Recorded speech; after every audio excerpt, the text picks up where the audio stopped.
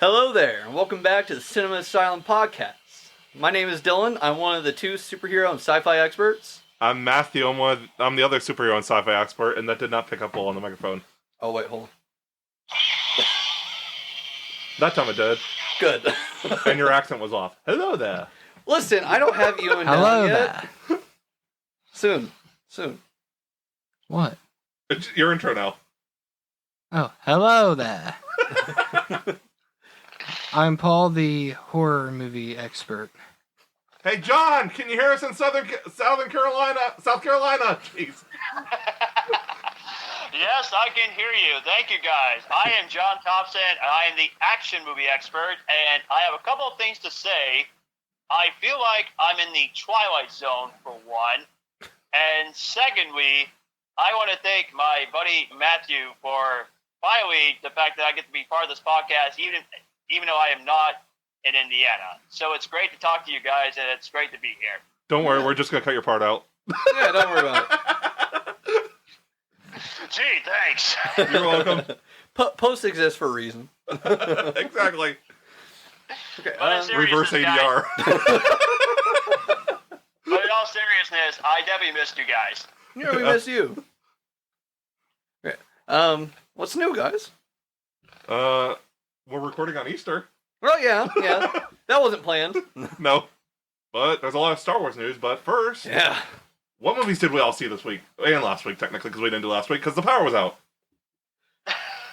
Okay, I'll go first. I feel like mine's the simplest one. First of all, I watched Mission Impossible, the first one, in its entirety for the first time. Nice. There you go. Yeah, I liked it. I mean... They only get better with each one. I'm glad. I'm glad, because I wasn't a massive fan, but I was like, there's a reason why they've made like 8. Yeah. It was good. Six is definitely the best one. Okay. And you got Henry freaking Cavill in it. Yeah, I can't wait for the Henry Cavill one. I really can't. I also can't wait to get back to the first one that I watched in its entirety. The one with the he sets up like this video screen to mimic everything behind him or something like that, and then he like slowly moves down the hallway. I think it's like the fourth one. Yeah, I think that's the fourth one. Okay, that was the first one that I've seen, and I can't wait to get to it. But do you remember most of it? 50-50. There's a scene. They have two things that they could do. They could either go down on a rope into a computer room, where all the hot computers are, like the cooling towers, because it's like big computers. Yeah. Or they send the female spy to seduce the rich guy. Jeremy Renner has to go into the computer room, and he has a real hard time. He's like, next time, I seduce the rich guy.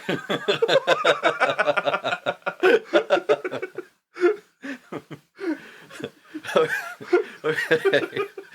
So the other thing that I watched for the first time, the other thing that I watched for the first time ever, actually wasn't a movie, but it was feature length. It was the first episode of Star Trek: The Next Generation. Okay. I'm gonna make my way through all of them eventually. I'm gonna start with the original and all the way through. I just couldn't get into the original. I started watching it. It's slow. It's really hard to get into. It is. I'm thinking maybe just start the original movies and just watch the 6 movies. That's the Next Generation. That's what I was considering. I was like, I don't want to miss out on the story of that crew, but at the same time, like I can't. Really dated. I just can't. Well, like, there's nothing bad with like classic sci-fi stuff. There's nothing bad with it. Like I really like it when it was super cheesy, like where it was bad costumes and stuff. Oh, not like me. Classic Doctor Who is always going to be great. I can't stand sci-fi that's cheesy. Well, I mean, yeah, you've got your like cutoff for like cheesiness and effects at like the 90s. No, I like some stuff from the 70s and 80s. Some like Alien, Star Wars. Yeah, there's like 3 things in there. What can I say? It's not easy being cheesy. John, that makes 3. Oh, come on! No, I don't. Actually, I do make the rules. Yeah, no, that's 3. I laughed so hard I got a little bit wheezy. Matthew, that's 39. You know what the worst pickup line is for somebody that can't breathe properly? What? You're about to get 27. They take out their inhaler and they're like, it ain't easy being wheezy. That's kind of piggybacking on Matthew. I won't count that one. As long as they don't have allergies, then it might be a little sneezy. That makes 40. Almost to 50. Really? Because I thought mine would have taken your breath away. That's 27. Current standing, Matthew, for the audience. Current standing for people who need to be sprayed for bad jokes. Matthew is currently the reigning champ at 40. The clown prince of puns. Paul's at 27. And then John and I are both tied at 3. Matthew, your reign will not last for very long. I'm just saying. Yeah, Paul has big plans for his jokes. I just know it. He made the comment last time we recorded. Well, he has something that he might be doing. I was invited to do a stand-up. Interesting. Yeah, Okay. I was actually earlier today. I don't think I can say much about it, but I was invited to do a stand-up. I bet I could get it done quicker than you. 41. For the record, I just stood up. Yeah, no, it was a bad routine. It's okay. I don't see myself in stand-up because I prefer sitting down. 28. What did 20 eat? I won't count that one. Oh, come on! That was gonna good. Feel your agenda. I got to watch a bunch of movies at my vacation. What'd you watch? I got to watch 12 movies in 10 days. Jeez. Holy crap! So I decided to start a James Bond movie marathon, and I started with Roger Moore's. I'm sorry, Sean Connery fans. I do not think it ages well. I personally think Roger Moore is the better James Bond. I'm sorry. But I started with Live and Let Die all the way up to License to Kill. And License to Kill is my favorite of the James Bond movies. As of right now, that will definitely change when I get to Daniel Craig. I got me a regular being her down here doing 95 minimum. And another thing I got to watch is in an independent animated movie. It's called The Big Bad Fox and Other Tales. And it's a French animated movie, English dub, and it's a fantastic movie. And Dylan, I know you watch Studio Ghibli. You would love this French movie. It's really good. It's great. Okay. And then I got to watch the Peanuts movie, the Charlie Brown movie, which I already seen it before, but I watched it twice in 2 nights. That's nuts. Oh, okay. That's Because nuts. I love it so much. You gotta make sure you heard that. I'm gonna get to 50 tonight. Apparently, Matthew was referencing the Nutty Professor secretly. Why? But yeah, I've never seen it. I ain't getting but yeah, that. it was. But yeah, That it was is fun 2 I watching should have movies. earned, just for No. the record. No, it's not bad enough. It's not bad enough. Ah, nuts. That was. Come on. Should I give that? Yes, you should. Oh, Matthew, do you think that I should give that one? No. Yes. Do you know what squirrels say before winter? You want to get nuts? Let's get nuts. Did not see that coming. Paul, There there it you go. There you go. 29. Matthew, I'm not sure if I. That was one of those ones where like you expect what with it those is. puns, man, you were a tough nut to crack. That's witty. That's not a bad joke. That's witty. Thank you. I'll say that's a good witty. one. No point, but that's witty. There's a difference. Okay. Paul, did you see anything new? So actually, I saw quite a bit. I I'm slacking. include short films in this, Okay. which I believe is fair. Yeah, I feel that's fair. Okay, good. I'd say miniseries and short films count, because miniseries have a definite beginning and end. It's not ongoing. Yeah. So, the feature length that I watched, and it's a movie I technically have seen before, but I didn't remember as much of it, so I decided to watch it just for, just to reminisce on it. Oh yeah, you got a crap ton Friday. Well, I'll get to that. But it was one that I'd seen with Mom just before she passed. So even though it's a horror movie through and through, like it's yeah, let me just read the plot summary. A seemingly Okay. innocent man is abducted by a notorious LA serial killer who forces his victims to roleplay with him so that he can enact his capture, torture, and murder fantasies. The movie is called The Basement. Came out in I think it came out in 2017, at least with the first screening. I think But I it- heard of it before. Yeah, but it was actually properly released in 2018. The first screaming, what? That wasn't No. even funny. No, I tried. I'm not counting that one. No. But it stars the Basement stars Jackson Davis as the killer, Caleb Long as the victim, the musician, Misha Barton as the victim's wife, and a slew of other super talented cast members. Some people kind of crap on it and say that it's boring. I disagree. I think that maybe it's a hair too long, but overall it's a really good movie. Why would you crap on a movie? I crap in a toilet. Matthew, that joke was so shitty. So anyway, I think we lost John there for a minute. yes, we did. Matthew's at, Oh, no. He's just with one of his 50 chicks. and Paul is at 30. Um, I'm still here.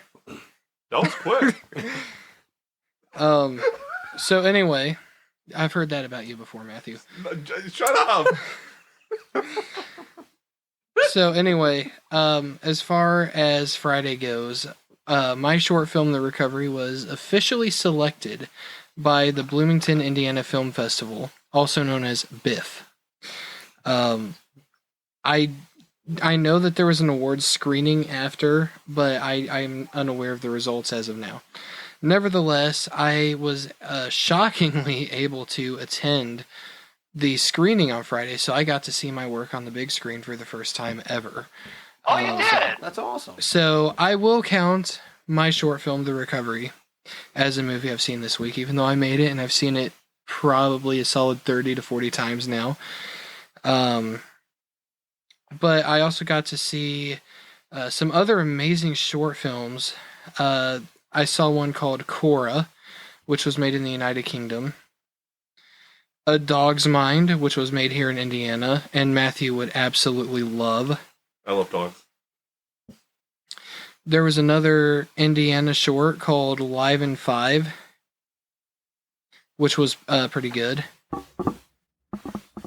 I don't remember if they actually showed Kayamai from India. I think they might have.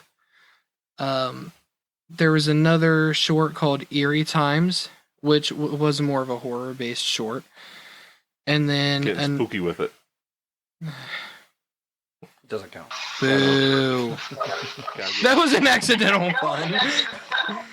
Gotta get 31. spooky with it, dude. That's it. I'll Then- give that one to you, Paul. It wasn't on purpose, but It was So good. it was accidental. it was good.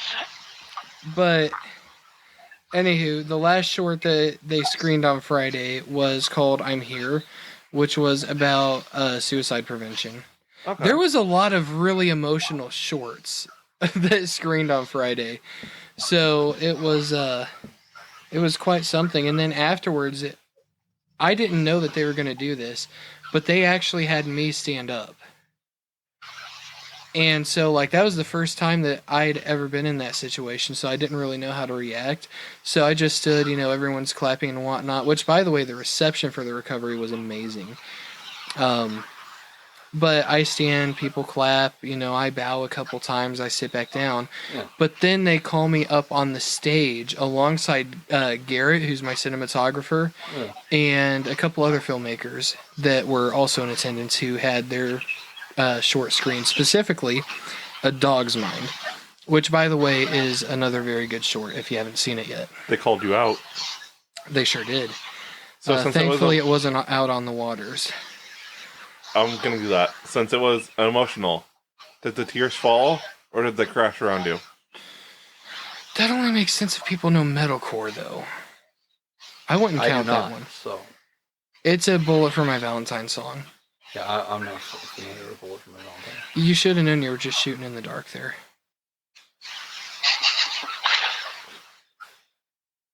Over your head? Whoever shot that had terrible aim then. Bullet for My Valentine? Shot in the dark. Shut the fuck up. Okay. That's 32. Shut the fuck up. So anyway, they called us I up. guess he got annoyed. to- He kind of scream aim fired there.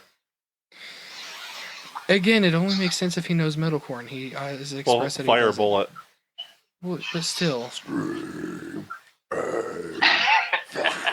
You know what? I don't want to contribute to either of your agendas. You're both aiming for bigger things tonight with the spray bank. Yes. We're already 15 minutes in and we haven't even stopped the fun yet. Yeah. We're not either, just for the record. But yeah, so anyway, they call us up to do a Q&A on stage, Okay. just about our short films and whatnot and about future projects. Super fun time. Bloomington Indiana Film Festival was a very solid festival. And next year, I highly recommend that everybody in the state goes. It's a good time. Okay. I would like at least to attend a film festival someday. That would be cool. I will say, for those like myself who have actually been in recovery, if you are tempted by bar settings, it might not be the best for you because it takes place kind of inside a bar. So bear that in mind, which is ironic that the recovery, which is about addiction, was screened in a bar. But they were so gracious to us and very excellent hosts. It was screened at the Bishop Bar, which that was the first time I'd ever been in that bar. But they were very gracious and generous hosts. So I'll shut up now. I have seen 3 things this week. And I'm about to throw hands with myself over the one. I hate the one so much. Yes. Uh-oh. So I watched Red Planet, which wasn't good. It had Carrie-Anne Moss, Val Kilmer, the dude from The Mentalist, Simon Baker. But it was a really bad early 2000s sci-fi movie. Really bad dialogue, really bad effects. For some reason, like, it's okay. I found it okay for, like, Matrix type movies. But the industrial soundtrack for a space movie just did not work. Mm-hmm. Having, like, all the electronic elements, it just seemed weird. Like a cyberpunk movie, yeah, but Yeah. not like a space movie. It doesn't make sense. And then, I'm counting these. These are miniseries. I watched The Stand from 1994. We did not give it a standing ovation. I gave that one a standing ovation. But that was a good one. That was the good one. Oh yeah, that one we liked. Well, Or I you liked. And then The Stand 2020. That's the one we did not give a standing ovation to. The plot was not in chronological order. The only redeeming quality was the cinematography. Whoopi Goldberg was horribly miscast as Mother Abigail. Whoa. Whoopi Goldberg was in that movie? Yeah, she played the Christian woman. Yeah, big whoop. She played an old 33. Christian lady. I'm going for gold on that. I was I gave it to you. unaware that she was in that movie. Yeah, the original was far superior. So the original was 6 hours long. The remake is 8.5. What? Because it's a miniseries. What? It's a miniseries. Oh, wow. But Okay. the first episode of the remake started into what was 3 hours into the original. And they flashbacked it. Oh, gosh. So not only do they have a horrible kidnapping Whoopi Goldberg, the other cast members I don't like, they actually played the roles very well. You have Amber Heard as the bride of the demon. Oh, God. She's pledged to the demon to have his baby. Wow, okay. So the Man, other one. that's I weird. wish I hadn't heard that. Ezra Miller, also known as The Flash. You gotta be kidding me. Hold on. Before all the crap happened with him, he played a mentally ill arsonist. I still can't believe it. I still can't believe it. I lost my shit with Matthew in the car on the way to over to recording this episode, and I lost my fucking shit. I couldn't believe it. I still don't believe it. He's wearing the amount of clothes that he's basically in a bikini. That Wait, what? That's the amount of clothes he's wearing. Very tight underwear and like a small top. And He is screaming as he's lighting a fire and also doing other things. Trash can, man. Trash can, man. What a jerk. His name is the Trash... His name is the Trash Can Man. When That's he pledges... so bad. When he pledges himself to the bad guy, he's like screaming,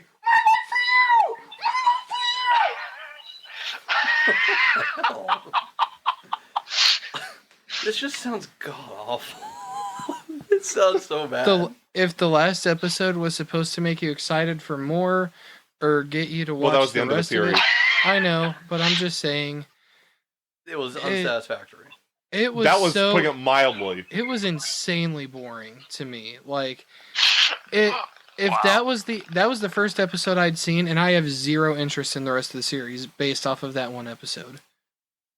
And I even saw part of the ending, or I saw the ending of the previous episode, and that didn't do anything for me either. That's just... I had no leg to stand on. there it is. I'm shaking That's my head. 34. I'm shaking my head right now. This is absurd. Well, get your ass back to Indiana so I can shake your head, damn it. Which one? Wait, what? I said, You guys know what I meant.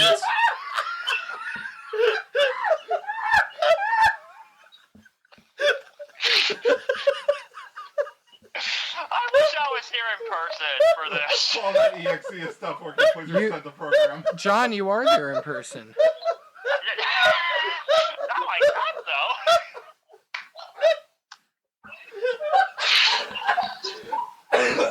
I think he's getting ahead of himself. This situation has come to a head, that's for sure. Are you guys doing okay back there? No, not in the slightest.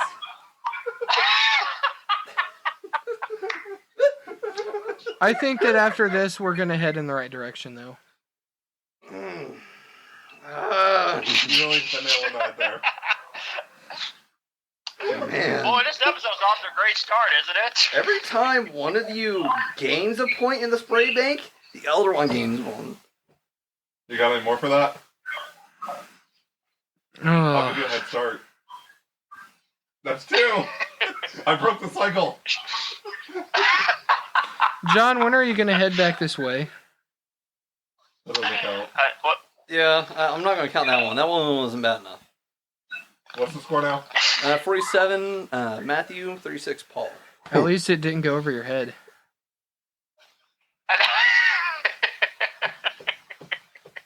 I got to sit on that one. Just don't sit on my head. I think we should just move on to the news before things Probably. get more Yeah. chaotic. Let's head on to the news. Head on. 37. I'll give him that one. You guys are still at gap of 10. I'm gonna hit, Don't. I'm gonna hit. We're 50 getting to the today. news. I'm hitting 50 today. All right. Hey, John. But you're in your 20s. Yes. What's the first piece of news? Okay, so our first part of the news. Paddington in Peru begins filming on July 24th. I'm a huge Paddington Bear fan, by the way. I love the movies. Secondly, a live-action Moana remake is in the works at Disney. Dwayne Rock Johnson and Alio Kawalo will return. They are the same cast that did the original Moana. I'm iffy, but I digress. Number 3, Mike Myers, Cameron Diaz, and Eddie Murphy are in early talks to return for Shrek 5. A donkey spinoff could happen. Okay, nice. Number 4, What an Chris ass. Pratt.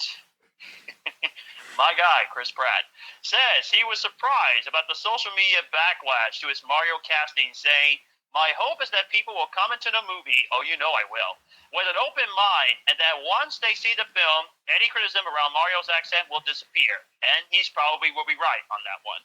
Number 5, a live-action Street Fighter film is in the works at Legendary. I'm sorry, this is number 4. I'm sorry. Number 5, a live-action Street Fighter film is in the works at Legendary. Good job, John. Number 6, the live-action Minecraft movie starring Jason Momoa will release on April 4, 2025 in theaters. If I mess it up, guys, I'm sorry. I'm trying my best. You're good. You're good. What's a German's All right, favorite number video game? Don't. Minecraft. I'll add that to the bank after the news. That's Remind not me even- after the news to add that one. I'm very That's not even surprised we're getting a funny, though. Minecraft movie. And it's not but pronounced I'll right. give it to him. again, It's a bad joke. Minecraft. It'd be Minecraft. Jason Momoa, he'll do anything to be in this movie, so that'll be interesting. Number 7, a new Game of Thrones prequel about Aegon. I think I said his name right. Yeah, I think. Targaryen's conquest of Westeros is being actively discussed at HBO. Now we get to number 8. Wait, This I that's do not Paul. understand. Wait, that's Paul. No, that's Oh, number 8. okay, sorry. Yeah, you're on okay, 8. sorry, Paul. Go ahead. Go ahead, buddy. He had the first 7, you get the next 7. That one did go over your head. Yes, it did. I ain't giving it to you. Still in the lead. It's okay. Number 8, a Harry Potter reboot is reportedly in the works at HBO. Each season of the series would be based on one of the 7 books, and J.K. Rowling would be attached to ensure the show remains loyal to her original material. Plot twist. Interesting. Just kidding, JK. 2. Yes! Yes, one more. Oh no, 'cause the last one. So that's 50. Yes! No, that's 49. Speaking of 9, number 9 on the news.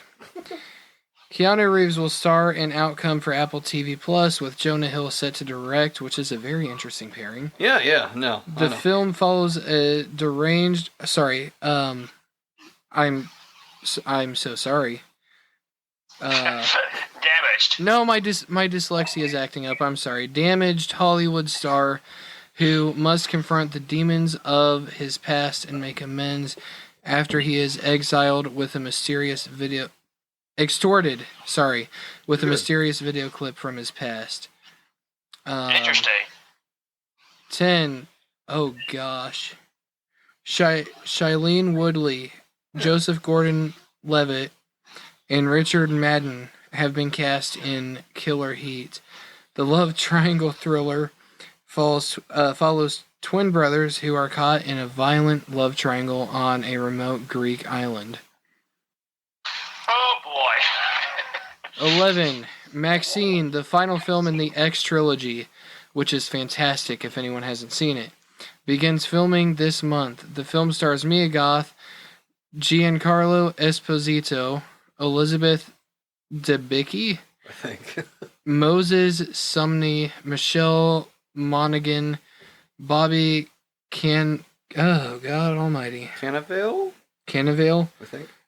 Lily Collins, Halsey, which is a very interesting casting, and Kevin Bacon. I'm not super surprised. Is by he going to be Kevin Bacon one. extra crispy? Is he going to tan for that? Remind me of one. Or actually, I'll go to I'll let you guys do. 12. Eli Roth's slasher film Thanksgiving, starring Addison Rae, an interesting choice once again, and Patrick Dempsey, releases on November 17th in theaters. That's gonna be That's interesting. not just any turkey day. Wrong day. And that movie's gonna get buried. Yeah. 13. Taylor Page, Jovan Adipo, which I know I'm mispronouncing that. I apologize. Chris Chalk and James Remar have been cast in the It prequel series Welcome to Derry. I love James Remar. I've lost interest in it now that we know Bill Skarsgård isn't in it, but I digress. He might be. They already announced someone else is playing him? There's no one playing him. Oh, it's not in it? How is? I don't. There might be a version of Pennywise, Yeah. but he's not in it. Oh. Bill Skarsgård is not in it unless they do a swerve. Yeah. I was gonna say, he's got to be in it. Let me get through 14 real quick. Sorry. No, it's okay. The live action Five Nights at Freddy's movie will release on Peacock and in theaters the same day on October 27th, which I am excited for. Yay! Yes, I agree with Dylan. Yeah. It's also the same day Saw 10 comes out. I'm probably going to see it five nights in a that's row. right. I'm having a screening here. It's gonna be on Peacock. Yeah. Nice. Yeah, I'm excited for So it. that's my Friday flicks that I'm doing.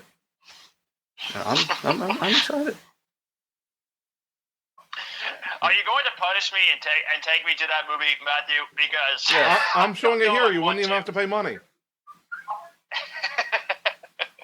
I know. Because I know. it's going to be on Peacock the same day. Yeah, don't worry, John. You're going to be here one way or another. One way or another. Yes, you're right. You're right, Dylan. You're right. If Dylan has to, he'll put you in the trunk of his car and drag you over here. That was the plan.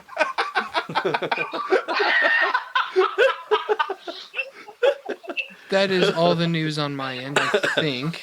Matthew, you're up. I'm doing news? Yes, you're doing superhero news. Oh, we were going to share. Oh, I don't know what's going on. Yeah, That's there's not surprising. You're gonna like the first piece. You're gonna like the first piece. It's about one of your fan castings. Oh. Yeah. I guess you're just reading the superhero news. Yeah, because then I'm doing sci-fi and we'll continue.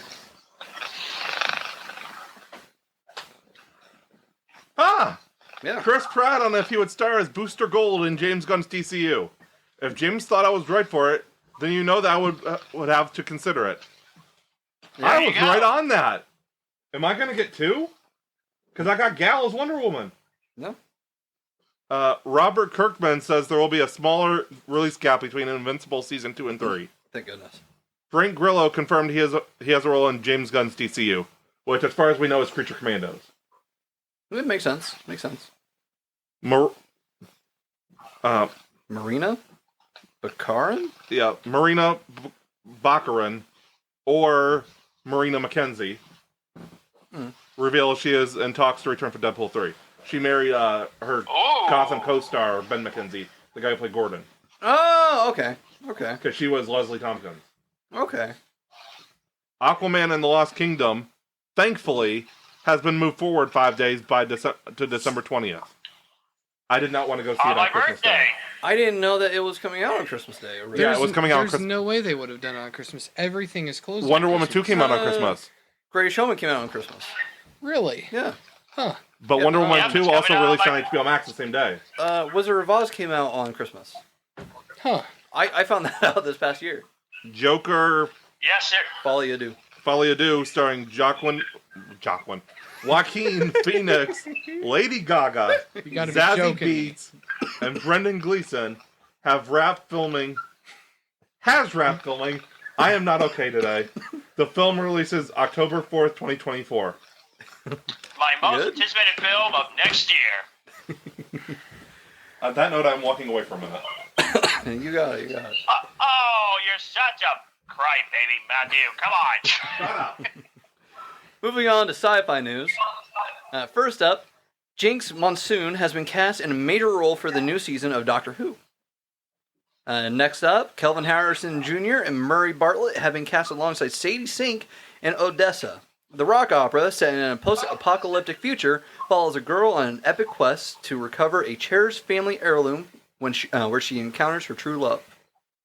I like Sadie Sink. I'm kind of excited about that. Sadie Sink is amazing. She is. I think for me, what made me excited about her as an actress was The Whale.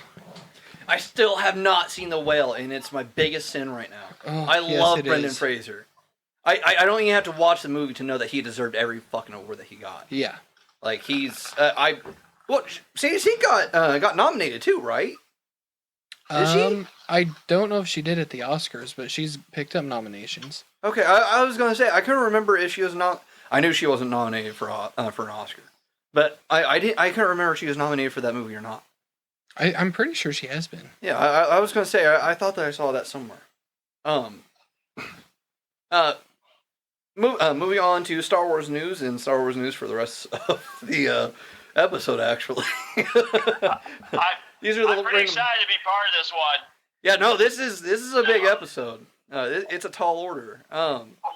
First up in the Star Wars news, Donald Glover confirms they're still talking about him returning as Lando, and he says, and I quote, "It just needs to be the right way to do it." Which I I'm respect glad. that. I'm really excited for the Lando series if it takes off. I won't be upset if it ends up being a movie, but you know, yeah, I'm just excited for him to return in general. Hashtag make Solo 2 happen. Gotta get that one in there. Yes. Yes, absolutely. Next up, Jodie Turner-Smith from The Alkalite confirms that Kogonada, of After Yang fame. Matthew, whatever you did, it passed on to me. Huh? Nothing. Don't worry about it. Jodie Turner-Smith confirms that Kogonada is directing episodes of Star Wars: The Acolyte. Tales of the Jedi Season 2 was announced, with Dave Filoni saying, and I quote, "Tales of the Jedi was so fun the first time, I decided to do some more."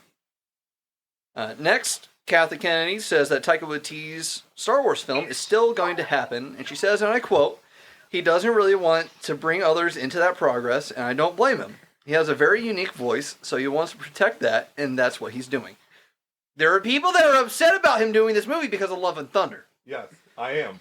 But if you're only looking at that one film and not everything else that he's done, I feel like there's an issue. I think I've only seen Love and Thunder and Ragnarok, and I didn't care for either one. Ragnarok was really good. Decent. Well, a lot of people hold it as the best Thor movie that we've gotten. It is, but that's not setting the bar that high. Well, you know what? We can beg to differ on this one. Hey, I love the first Thor movie. Well, we're not talking about that one. We're talking about Ragnarok. Exactly. I think a lot of people love the Thor movies. They just want to get hammered. Shut up.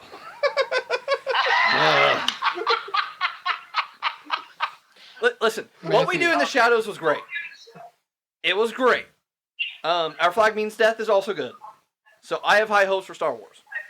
Well, And I mean, what he's done for The Mandalorian was also really good. What did you say? I was gonna say, what is Thor's favorite metal band? Cannibal Corpse, because of their song Hammer Smashed Face. There's actually a metal band from Africa? The Hammer of Redemption. Oh, Thor. yeah. Matthew, you're at 50 finally. Yes! Paul, you're at 39. You're 11 behind now. It's okay. And I'm not close to that number. Thankfully. Yeah, me and John are the good ones on the podcast. Who's Thor's favorite rapper?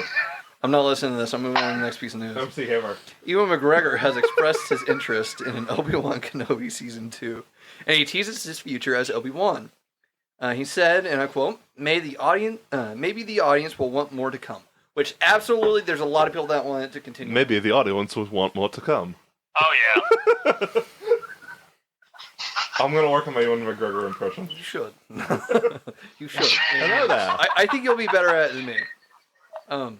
Finally, for the random bits of Star Wars news, Return of the Jedi will return to theaters on the 28th of this month for its 40th anniversary, which I'm excited.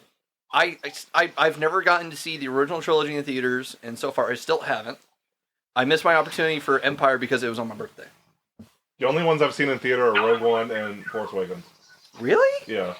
Yeah, no, I've seen Attack of the Clones. I've seen Revenge of the Sith, and then I've seen all the Disney ones. So that's 7, yeah. Revenge of the Sith was one I of my first I movies saw in two. theaters. I saw two.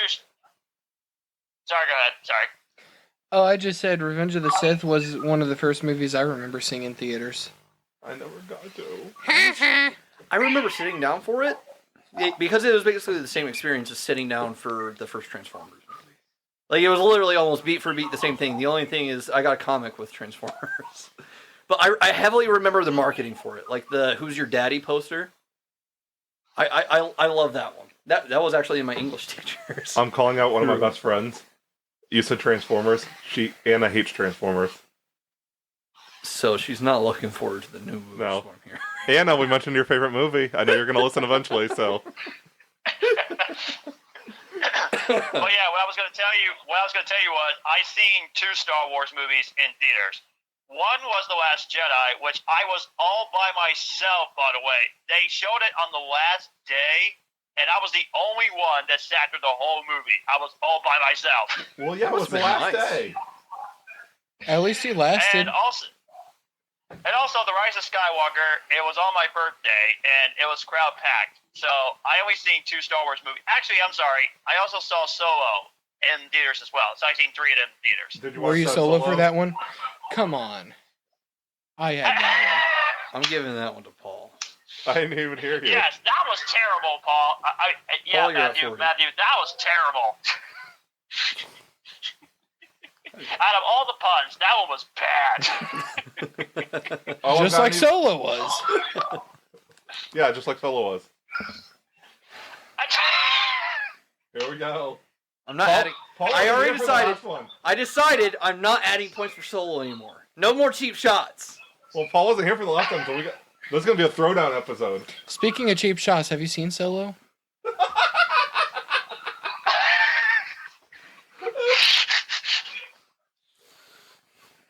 Is this the episode where we're going to fight over the ranking? Is that what we're doing? Hey, No, but I think Dylan's turning into Rudolph. His nose is getting a little bit red. hey, Paul, Hi, Dylan. go fuck yourself. I'd rather not at the moment, with company present. Damn it. Oh! I can't do that Okay. either. I'm not God.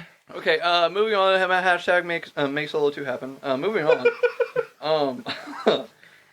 So this episode we're going to be doing our Mando reviews for the last 2 episodes. Yes. And in addition to that, we are recounting all of the news that came out of Star Wars Celebration Europe. However, before we get to those two segments, I actually have a message / PSA to put out about something that happened this weekend during Star Wars Celebration Europe. This is for everybody. Yeah, no, this is very serious. I'm not going to make any jokes about it or anything. Like, I mean, it's quite literally deadly serious. Okay. So, this weekend, a so-called fan of the Star Wars fandom went online to try and incite a mass shooting aimed directly at Star Wars Celebration Europe and all participants and attendees, including the heads of current Star Wars content.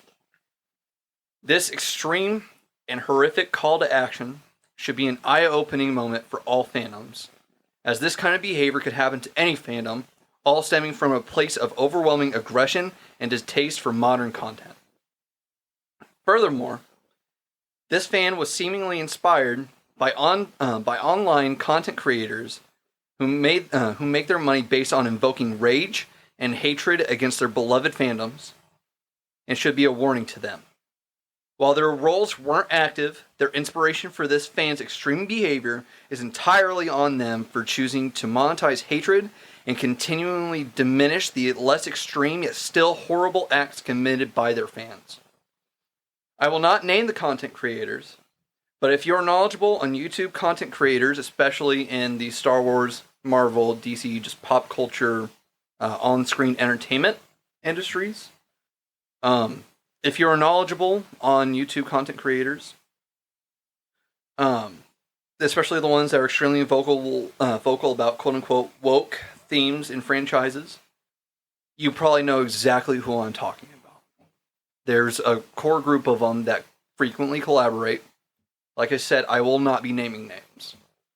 However, the two times so far that this fan has made the same post trying to incite a mass shooting, this fan tagged those online content creators. And so, therefore, they have a part in this because of how they make their content. Because of the kind of content that they put out there, the kind of message that they put out there to their loyal fans. Don't get me wrong. This is not meant to dissuade expressing opposing opinions. It is absolutely and perfectly okay to not like every bit of content that is made for your fandom. And as such, it's alright to voice your criticism. However, when your opposing opinion leads to you or others trying to incite a horrible act of violence, you cross the line from just voicing your opinion to being a bad person. This kind of behavior is unacceptable in not only the Star Wars fandom, but in all fandoms. I hope that raising awareness for the state of content opposition in modern fandoms will help to prevent this kind of behavior in the future.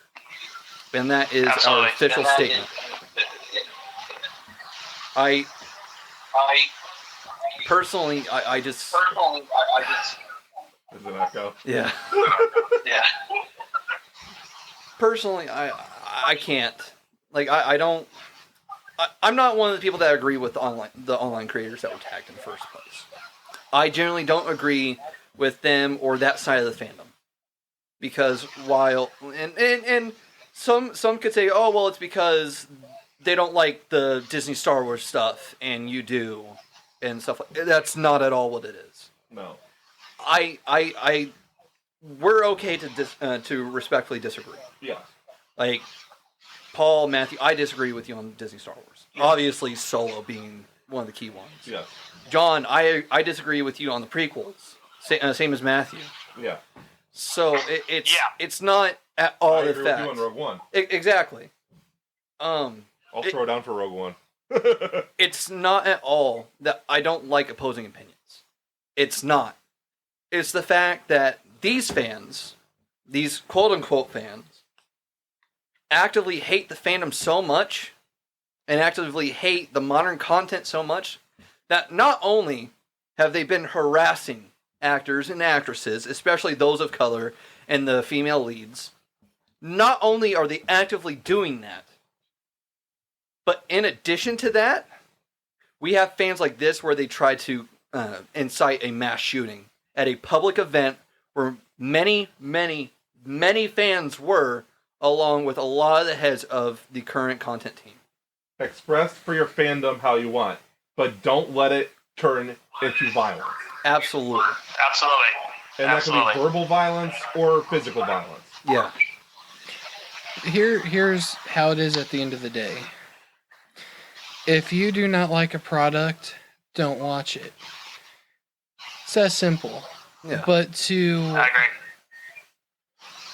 see that this is, it's personal but not personal to me because I'm a filmmaker and I have fans who watch my product.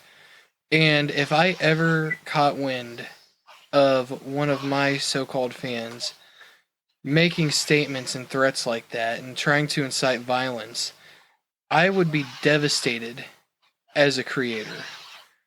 You know, I can't imagine the hate that someone would have to have. And I will say too, and you can put this on the record, you target my cast or you target my fans, I will come at you with the full force of the law. It's that simple. Yeah. And I hope that they are able to crack down on whoever this was. I'm not as familiar with this. This is the first I'm really hearing about it in detail. But I hope they come down on this guy, and I hope that he gets some serious jail time and fines for this, because that's not okay. It is simply not okay.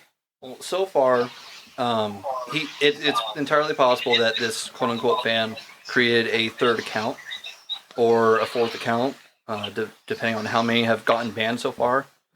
But it's pretty rare for you to see an instant ban on Twitter.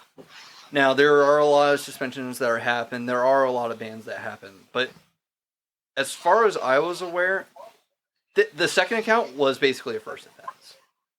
It doesn't matter the fact that it was a second account. It was a first offense. So the fact that both accounts within a period of 24 hours both got permabanned, yeah, no.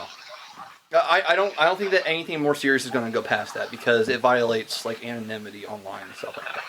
That would break open a lot of court cases. However, it's just awful. Like I with the state of everything right now, having behavior like that is just truly despicable. And Star Wars isn't even the only fandom. It's not. This could happen anywhere. Like there are a lot of fandoms that are toxic, and obviously there are a lot of fandoms that just have their toxic side. Yeah. And this could happen at any point. We'll just go ahead and say DC has a toxic side. Absolutely. Here's the thing. Film is supposed to bring people together. Yes. Yeah. You know, no matter what genre you're going to see, no matter what fandom you're a part of, film is supposed to bring people together.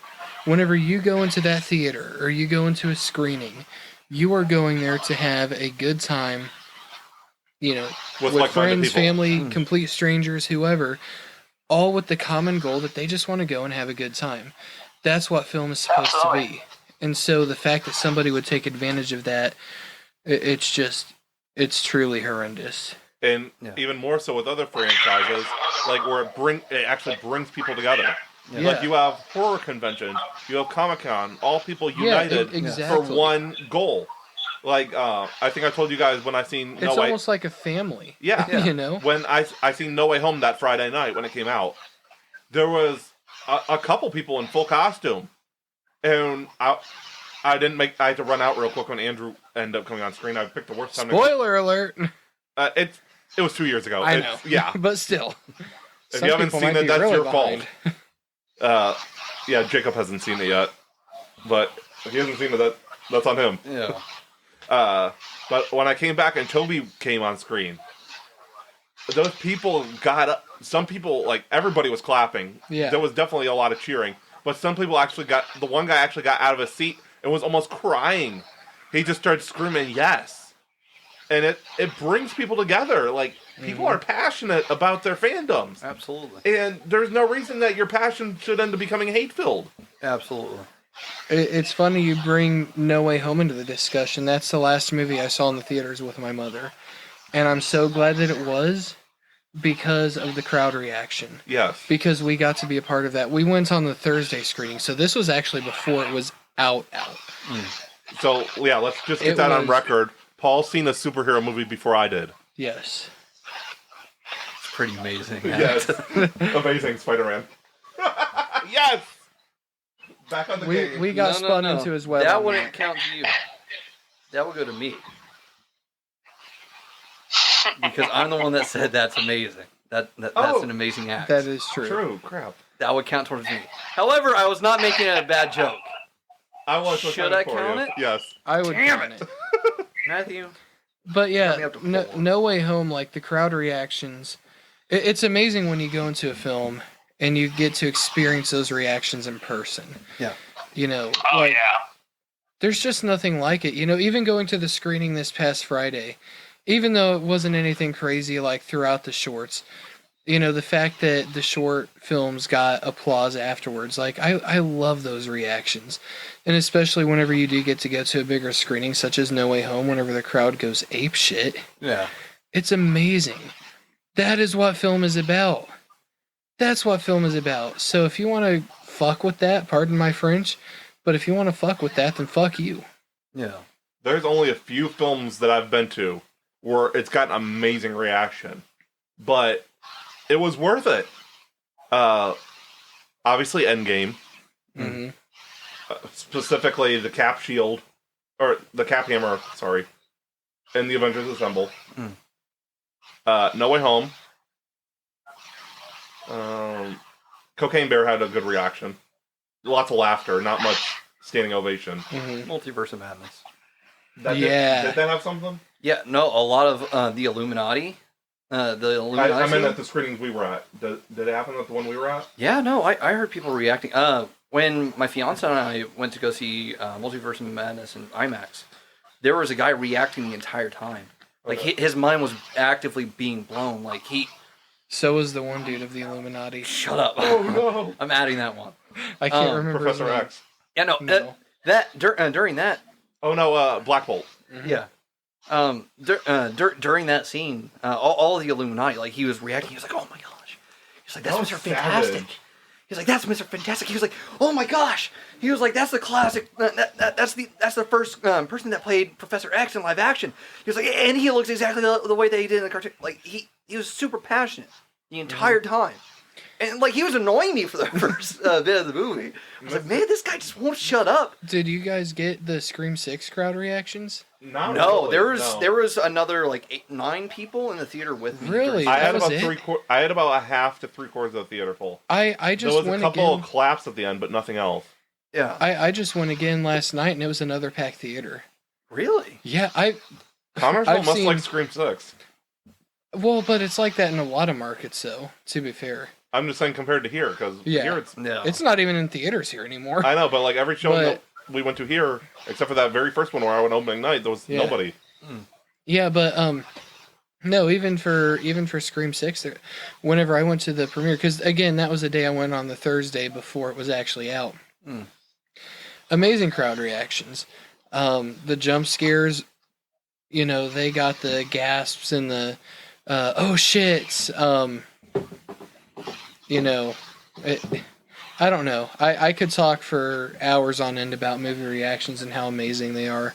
and certainly, that I hope I get those reactions for my movies. But I think we all agree that that's what film is supposed to be about, to bring people together, to unite people. And in a world today that has never been more divided, Yes. I think that we should embrace that unity while we still have it, because I think there could very easily come a day when there is little to no unity, even in these fandoms that there's supposed to be unity. So let's embrace it while we still can. We're on the way there already. Yeah. Yep. And all I can say too is we definitely need to spread a lot more positive than the negatives, because the most important thing about it is spending time with friends that you love the most, and to have a great time to whatever movie you get to go to, and let's not spread violence. That's the most important thing. Yeah. I'm a wrestler, John. That's a little hard. I'll say that obviously not everybody likes Disney Star Wars. Right. Like, I mean, that's just a blatant point of view. That's an undeniable fact. And for those people that don't like it, which some of us are here, there's some of you guys are here. You mean literally everybody else? Other than me and John, yeah. You people are here. No, for the people that don't like it, it's okay that you don't like it. Like, you just don't like it. Yeah. Like, the prequels didn't work, which stuff. This kind of gross behavior happened during the prequels. Yeah. There are people that say that they didn't. It happened. With Jar Jar. Ahmed Best almost offed himself because of that. Yes. And the fact that Obi-Wan Kenobi, Ewan McGregor, and Hayden Christensen both were like, yeah, no, they were hated. Like, we didn't want to show our faces. We were scared to come here. Like, that shows exactly how we are as fans. And it's just, when you're trying to take a positive experience away from people, you are not the good guy. No. Let's just tell it how it is. You are not the good guy. These are the people that are thinking that they are fighting for the rebellion, quote unquote. No. Acting this way, not just simply voicing an opposing opinion. No. That's when you are imperial. inciting violence, when you're trying to actively harass people, not only to get them off social media, but to get them out of life in general. That's when you start hitting Empire territory. Absolutely. It's the inciting violence is definitely Empire territory. Absolutely. Like, that's what the Empire did. Yes. No, these people are not the heroes. They're not. Point blank, period. If you're actively inciting violence within your fandom and trying to take something like that from your fandom, you are not the good guy. You're not. And I will say, if you know who those content creators are, who inspired this person, which again, I'm not naming them. It's not super hard to find it out. It's all over Twitter. Go find Wikipedia or Holocron on Twitter. You'll see exactly what I'm talking about. You'll see the people that the person tagged. If you are following those people, I would just like to kindly ask that you reassess your choice of subscription. Because there's a reason why this person did it, and it wasn't just because they didn't like the Star Wars movies. That's not the only reason. I just, obviously, you do you. You have your opinion. You choose who you want to follow. But those are the content creators that helped push this person to that point. Along with the fact that he tagged them and asked them to boost it. He felt that comfortable that they would agree with it. So that's fine. Have any of them spoken out against it? I'm not entirely sure. I'm not on that side of Twitter. I don't follow them. I haven't looked at it yet. I think I'm going to look at it this week.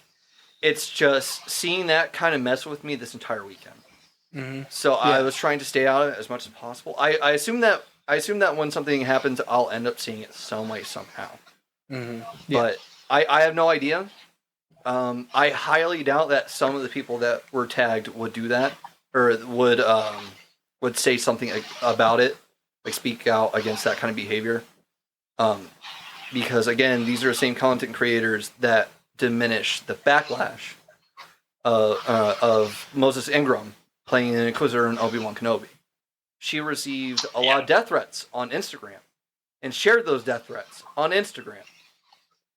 And it was so bad to the point that Star Wars, official Star Wars, Ewan McGregor came out with a PSA that was like, if you are acting this way, you are not a fan. That's how bad it gets on that side. That's how bad it gets. When I say that side, That again, is so I mean the toxic people That is so don't true. like it. Yeah. Like, I'm not talking about people that just don't like it. I just want to make that clear one more time. I'm not talking about those people. Paul, I'm not talking about you. I'm not talking about Matthew. I'm talking about the people that encourage that kind of behavior. That's all I will say now. If there ends up coming to be an update, I would like to give that update. Like, it would be good news to say that those online content creators were like, yeah, no, we don't know them. That would at least be a redeeming quality. Absolutely. You know? And I think if they do not speak out against it, that speaks just more volume as to their character. Absolutely. So, I feel like that's the end of that topic.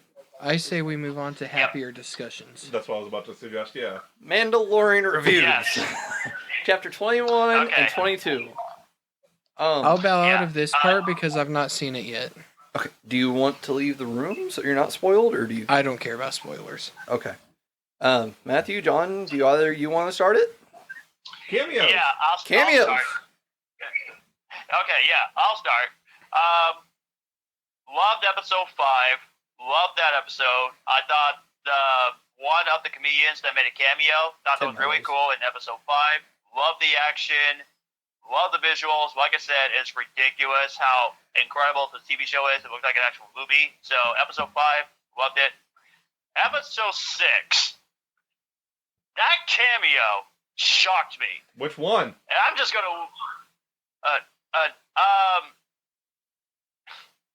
I don't want to say it because Paul might hear it. Paul I'm said he doesn't okay. care. There's 3 cameos. Which one? Okay, Jack Black. Yeah. He was in episode 6. And when I saw him in episode 6 of The Mandalorian, I was stunned. I just feel he doesn't fit the Star Wars well. Okay. Well, I'll make my comments. well, when I get personally my bit. for me, I thought he was absolutely hilarious. And I know people probably didn't like that episode, but I'm sorry, I found that episode to be great. So I thought it was personally, I definitely one love of the both weaker of these ones. episodes. I feel like this whole season's been very up and down. Really? Yeah. Okay. Yeah, I'll save my comments. I'll save mine. Yeah. I did like the other cameo, Okay. though. Lizzo? No. Christopher Lloyd. Oh yeah. So I got a question. Since Star Wars is a long Okay. time ago in a galaxy far, far away, Shut up. a long I know time where you're ago, going. I know where you're going. Shut up. Is that where he went during Back to the Future?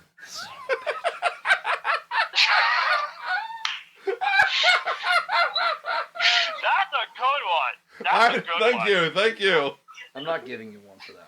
Oh, That come was- on, that was I'm golden. not giving you one. But that's probably why he's not giving it to you, because it was actually good. Yeah, that was. Yeah, you can't deny the greatness. Yeah, I'll give you that. You want to know a bad one? What? The sequel to the movie House. House 2, The Second Story. I've never seen it. I've never seen House. You're not missing much. I've only seen the 2008 House movie. What? The Frank Peretti, I think his name is. Moving on. I didn't mean to change the subject. I apologize. Matthew, do you got more comments? Just I didn't think the episode was that good. Like, 5 was the pirate episode, right? Yes. That was a good one. I really liked the pirate episode, and I liked the fact that Swamp Thing pirate. Green Shard. But yeah, I just felt this episode was, I don't know, it just felt kind of campy, I guess. Yes. It felt very campy, and it just didn't really hold my attention as well. And I just felt like they relied too much on the cameo scenes to carry the episode. And it just seemed really thin plot, and I don't know, the whole battle droid thing seemed kind of stupid. I would beg to differ with you on that. I'll beg to differ with you about this recent episode. I'm getting water, you can keep going. Okay, I'll start talking about chapter 21. Then when you get back, we'll Well, I'm talk right about here, 20. so. So starting with chapter 21. As a Rebels fan, I lost my absolute. We didn't say spoiler alert. I thought Mando episodes don't count because it wasn't within that few days. That's true. It's past the 3-day mark. Thank you. Rebel scum. Thank you. Okay. I'm a Rebels fan. So the fact that we got our first look at live action Garazeb Aurelios, who I like to call Zebediah. I feel like Zebediah fits it. Rebel scum. I lost my shit. I couldn't. I ended up having to back up that scene because I just kept staring at him. Like I wasn't paying attention to anything. I just kept staring at him, and for the rest of the episode, I was like, I have to get to the credits. I was like, I have to get to the credit. Like I was watching, but I was like, I have to. I have to know if it was Steve Bloom. Steve Bloom was the guy that voiced Garazeb in Rebels. And for this one, he actually did motion capture along with voicing him. Okay. Yeah. Not to go off subject too much, but Thrawn's going to be the same guy. Yes, that's part of the celebration is. Yeah. Yeah. We'll get to that later. But that was fucking huge. No, Zeb was in it. That was awesome. I feel like Carson Teva's character is becoming progressively more interesting to me, and it honestly kind of bums me out that we're not getting the Rangers show anymore, or at least for as far as we know. That could end up getting announced and come to fruition, as we'll end up talking about later. I'll say, but he's becoming more interesting to me. Like season 2, I was like, I like him. He's a cool dude. I was like, I could care less if I see him in the future. No, so far I like him. He's cool. I really dig him. Did you guys catch the fact that the Pirate King, Goring Shard, his little Ugnaught fellow, was dressed as Mr. Smee from Peter Pan? No. Yeah, no, he looks just like he's got the beard. He has the blue and white striped shirt. He's got the red cap. He actually kind of sounds like Mr. Smee too. Yeah, he's supposed to be like Hook's Mr. Smee. I watch Star Wars, but I'm not like catching every little reference. Well, that's not a Star Wars reference. I mean, in references in general. Well, yeah. I'm not like glued to it. Yeah. Well, you just started watching Clone Wars. Yeah. So like I feel like once you watch Clone Wars, once you watch Clone Wars and Rebels and Resistance and everything else, you're going to appreciate everything that you watch moving forward a lot more. I'm gonna be freaking screwed before Ahsoka comes out, because it comes out in August. That's when the Power Rangers 30th anniversary is. So I've got to get all of Mighty Morphing, all of Clone Wars, and all of Rebels done by August. You don't have to do all of Clone Wars for Ahsoka. It's recommended because Ahsoka's a heavily used character in it. It's suggested that you do, but you don't have to. The series that you absolutely need to watch before Ahsoka premieres is Rebels. Okay. That's the one that you really need to watch because only like 77 episodes. Yeah, it's 4 seasons versus the 7 or 8. Yeah, the 8 from Clone Wars. Plus, in my opinion, Rebels is just better. Just hey Dyllan. What? They are in order, right? The Rebels episode, are they in chronological order? The Rebels episodes, absolutely. Clone Wars episodes, no. I know that there are maybe 10 episodes that are out of order on Clone Wars. I think. I can't remember. I just watch it in the release order. Yeah. It fucks with me a little bit. Because I do want to watch Rebels. I do want to watch that. Yeah, no. Between the two shows, I recommend Rebels more. Especially for you, John, because John, you weren't much of a prequels fan according to our rankings. Well, I don't hate the prequels. Yeah. I said that before. I like the Phantom Menace, and I did like Attack of the Clones, but I thought Revenge of the Sith was the best of the prequels, so I don't hate the prequels. But I am interested to see what kind of characters they were in outside of the original Star Wars trilogy and any other media. Yeah. Well, the Clone Wars was made to accent the prequel trilogy, so it would give you a better appreciation of it. Okay. But I think that Rebels would be more up your alley. Like, I mean, it's more comedy focused. In my opinion, it kind of tells better stories because there's a connected story all the way across. Comedy. Okay. Did I say comedy? You said comedy, and I'm worried. No. It's a funny show. Like I don't like funny. Well, Star it's Wars not. It gets serious, Matthew. Okay. No, like I'm not Star saying Wars that it's not serious at all. Okay. It's serious. No. I was gonna say Star Wars has wars in it. It cannot be funny. No. It has like some slapstick humor. Okay. It has some slapstick humor. It knows when to get serious. Okay. Like it always gets serious close to the end of the season. Like that's a common thing. But all throughout you'll have serious moments. Like Okay. Okay. there's a minor spoiler. Do you care? Okay. Not if it's minor. Okay, so there's a minor spoiler where Jedi Master Luminara Unduli, who you might remember her. She was a green-faced Jedi with a green lightsaber from Attack of the Clones and Revenge of the Sith. Wasn't she a Twi'lek? No, that's Ayla Secura. No, she's blue skin. I thought there was a green one too. No, she kind of looks like it. Okay. Kind of. Or is she Bib Fortuna species? No, she's not. She's not Bib Fortuna's species. That's Twilight. Okay. No, she has this giant headdress on. Like she's all in black. Yes. Yeah. So she was Kinda in Attack. like, I think she has like little dots on her face. Yes. Yeah. She's a Okay. Mirialan. That's what that race is. Yeah. Luminara Unduli makes an appearance in Rebels, but she doesn't make a living appearance in Rebels. She's dead. Okay. And in Rebels, the Okay. reason why it's so dark is because they basically use her to lure in Jedi, her dead body. Oh wow. The Empire uses her dead body to lure in Jedi to kill Jedi. Oh wow. Like, it's messed up. That sounds like something I would write. Yeah, no, dude, like I said, it gets serious. And that's not even at the end of the season. Wow. So, yeah, it has intense moments. Okay. No, I think that Rebels is the better show of the two. I'm gonna definitely make my way through it because all I got left I'm not gonna worry about my Marvel Netflix shows. Yeah. I'm just as soon as I finish Rings of Power, I got 4 episodes left of that, and I think I got 15 left of the Screen TV series, 14.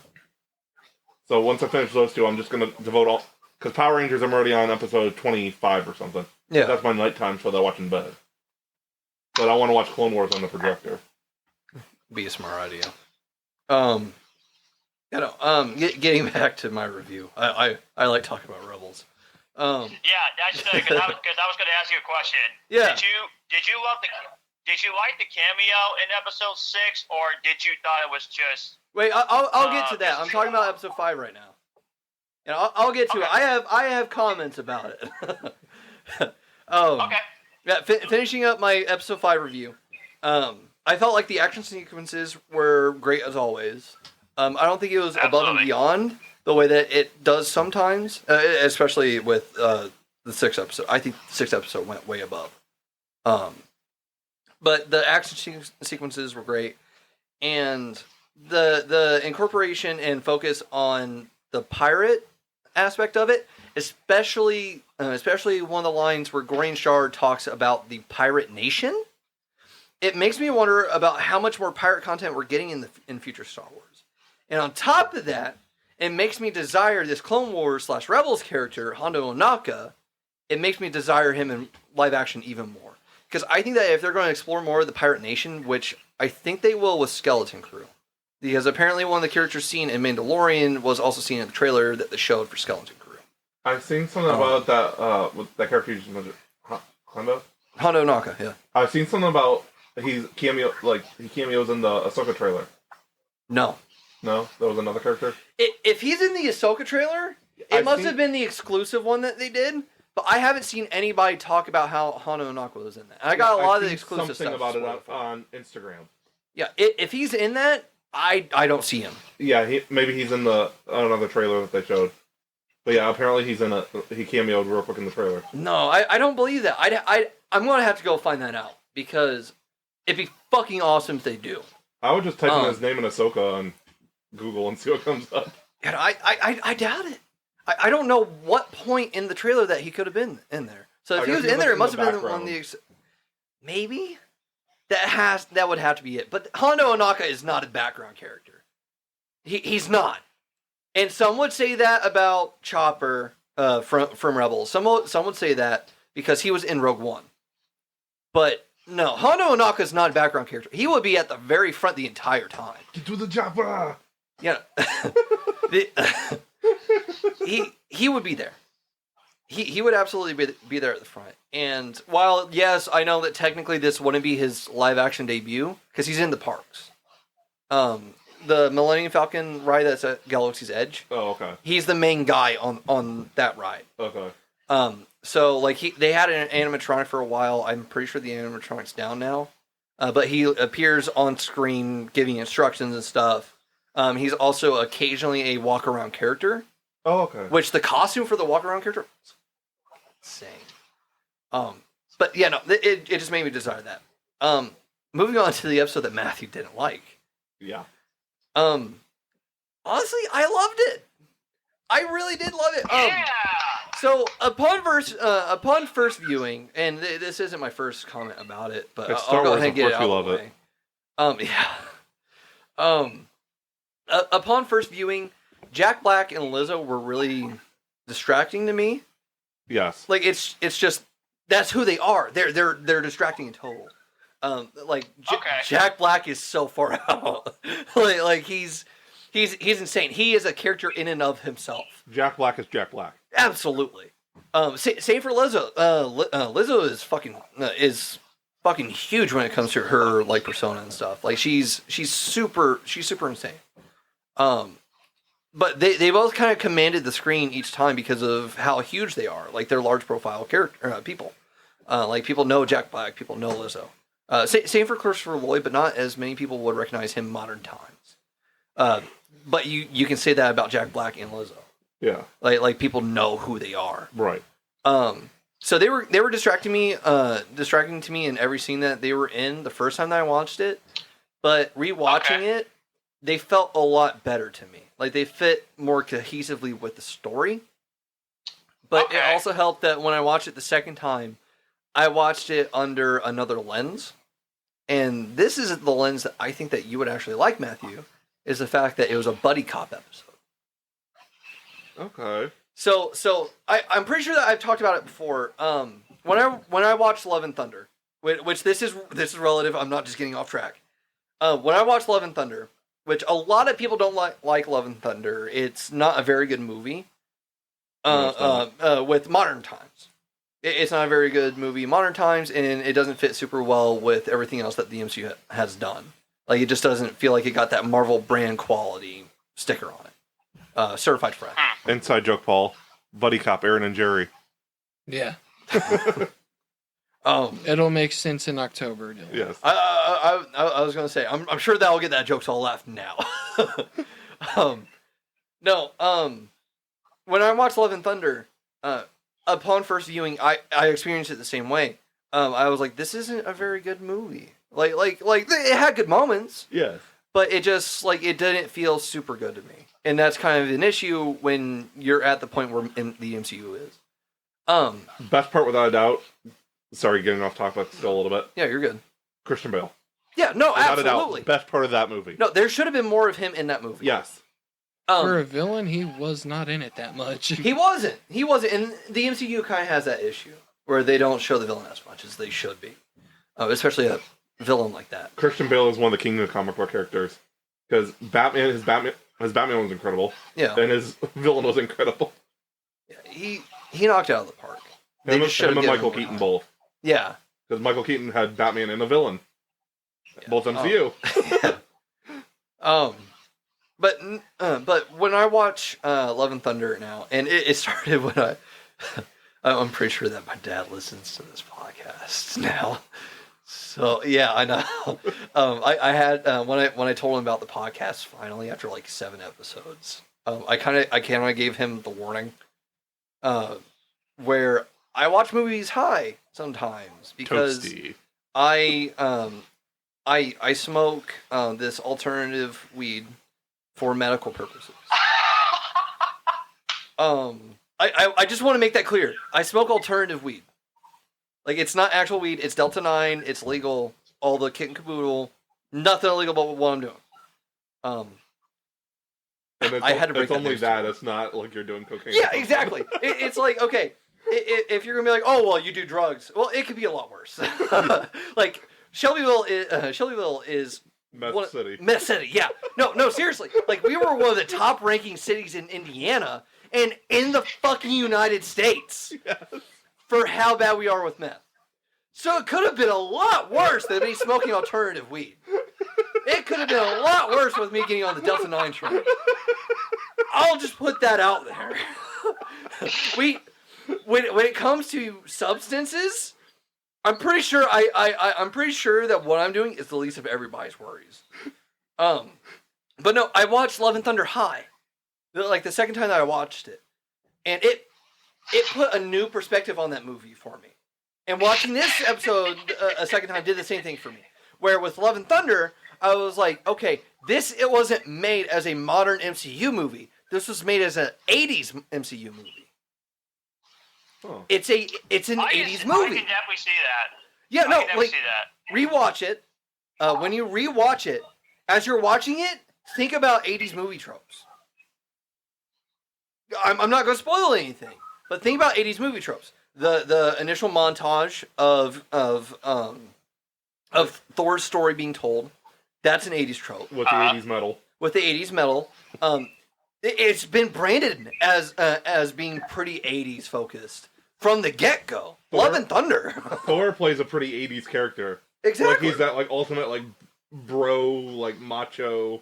Yeah. It's cool, dude. it hits a lot of genres, and in every single genre, it hits 80s movie tropes. Yeah. So rewatching the movie as an 80s movie, I was like, this is 1,000 times better.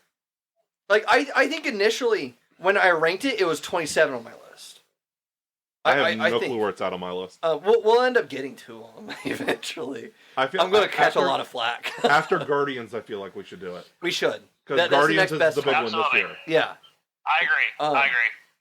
No, rewatching Love and Thunder under that perspective made it 1,000 times better. And when I rewatched this episode as a buddy cop episode, which I liked it the first time around, but like especially under the lens of it being a buddy cop episode between Bo-Katan and Din Djarin, it was a lot better. Like, I mean, it was a very good episode as a buddy cop episode. It hit all of the crime comedy buddy cop tropes as well. It had them switching back and forth between being good cop and bad cop. Honestly, you could say that it was a noir show, and I would believe you. Like, it was good. My favorite noir is Blade Runner. Yeah, rewatch it as a crime buddy cop episode. Okay. I'll ask you to do that. If you end up having the same opinion afterwards, absolutely. But at least watch it under that circumstance. Yeah. Because it's really good. Like it watching it that way blew my mind. But no, I feel like the comedy of the Mandalorian in total, for that reason, hit a lot better with this episode. Okay. Which Din Djarin is constantly making like snide and snooty and sarcastic remarks and stuff. Like he's constantly playing the tough guy throughout. Despite being the dad of a little green toad, he plays a tough guy. I did like the part where he's kicking the droids to try to get them to react. Yeah, no. That's the exact kind of thing. Where like that's something that they would do in a buddy cop show. Yeah. I like that was great. The entire like I don't recommend that you do that. Well, why? You said it was fine. Like it was good. Like I said earlier, I think that the choreography for this episode was great, especially the chase after the B2 droid, the super battle droid. Yes. That action sequence was fucking awesome. Like him when he dove through the window to tackle it. Oh, that was that great. was coming, though. Well, yeah, absolutely. Like when he diverted off and went through the restaurant. I knew he was going through the window though. Yeah, it was good. It was fucking. I think the only way that could have gone better is if they went across rooftops. Yeah, like it was so good. I honestly think that with the incorporation of the B2 battle droids and the N1 and everything so far this season, it's more of a comment about the season itself so far. The prequel love has never been more grand. It hasn't really. Like it hasn't. obviously they started getting more love with Obi-Wan Kenobi, they started getting more love with the Clone Wars. But in the past year, it got a lot more love with Obi-Wan Kenobi. Yeah, I was gonna say not including Clone Wars, live action. You got Obi-Wan Kenobi. You got the N1 Starfighter from Mando. Yeah. There's been a couple more, I think. There's a lot of battle droid stuff in Disney the Star battle Wars. Isn't Bo-Katan from Clone Wars? So technically, yes, prequel? Bo-Katan is from Clone Wars. So we're getting a prequel. fucking Ahsoka show, Right? which Ahsoka stemmed from Clone Wars, But it's still prequel. but it's still content. prequel. Yeah. It's never been a better time to be a prequels fan. No. Never. Like Now I mean, people actually respect it too. absolutely. Like what kind of what we were saying earlier with the PSA. Prequels got a lot of hate. A lot of hate when they were coming out. From the original trilogy purists. Yes, absolutely. Every single year that something came out after 1977 related to Star Wars, it was immediately the worst thing that has ever happened to Star Wars. Yeah. And that was And as time went on, it was okay all of a sudden. absolutely like you had people that are saying that Return of the Jedi was their favorite movie. Yeah. And absolutely I respect that. It's not mine, but I respect that. And when Return of the Jedi came out, everybody was like, "Wow, really? Ewoks, a bunch of fucking fluffy teddy bears? This ruins everything."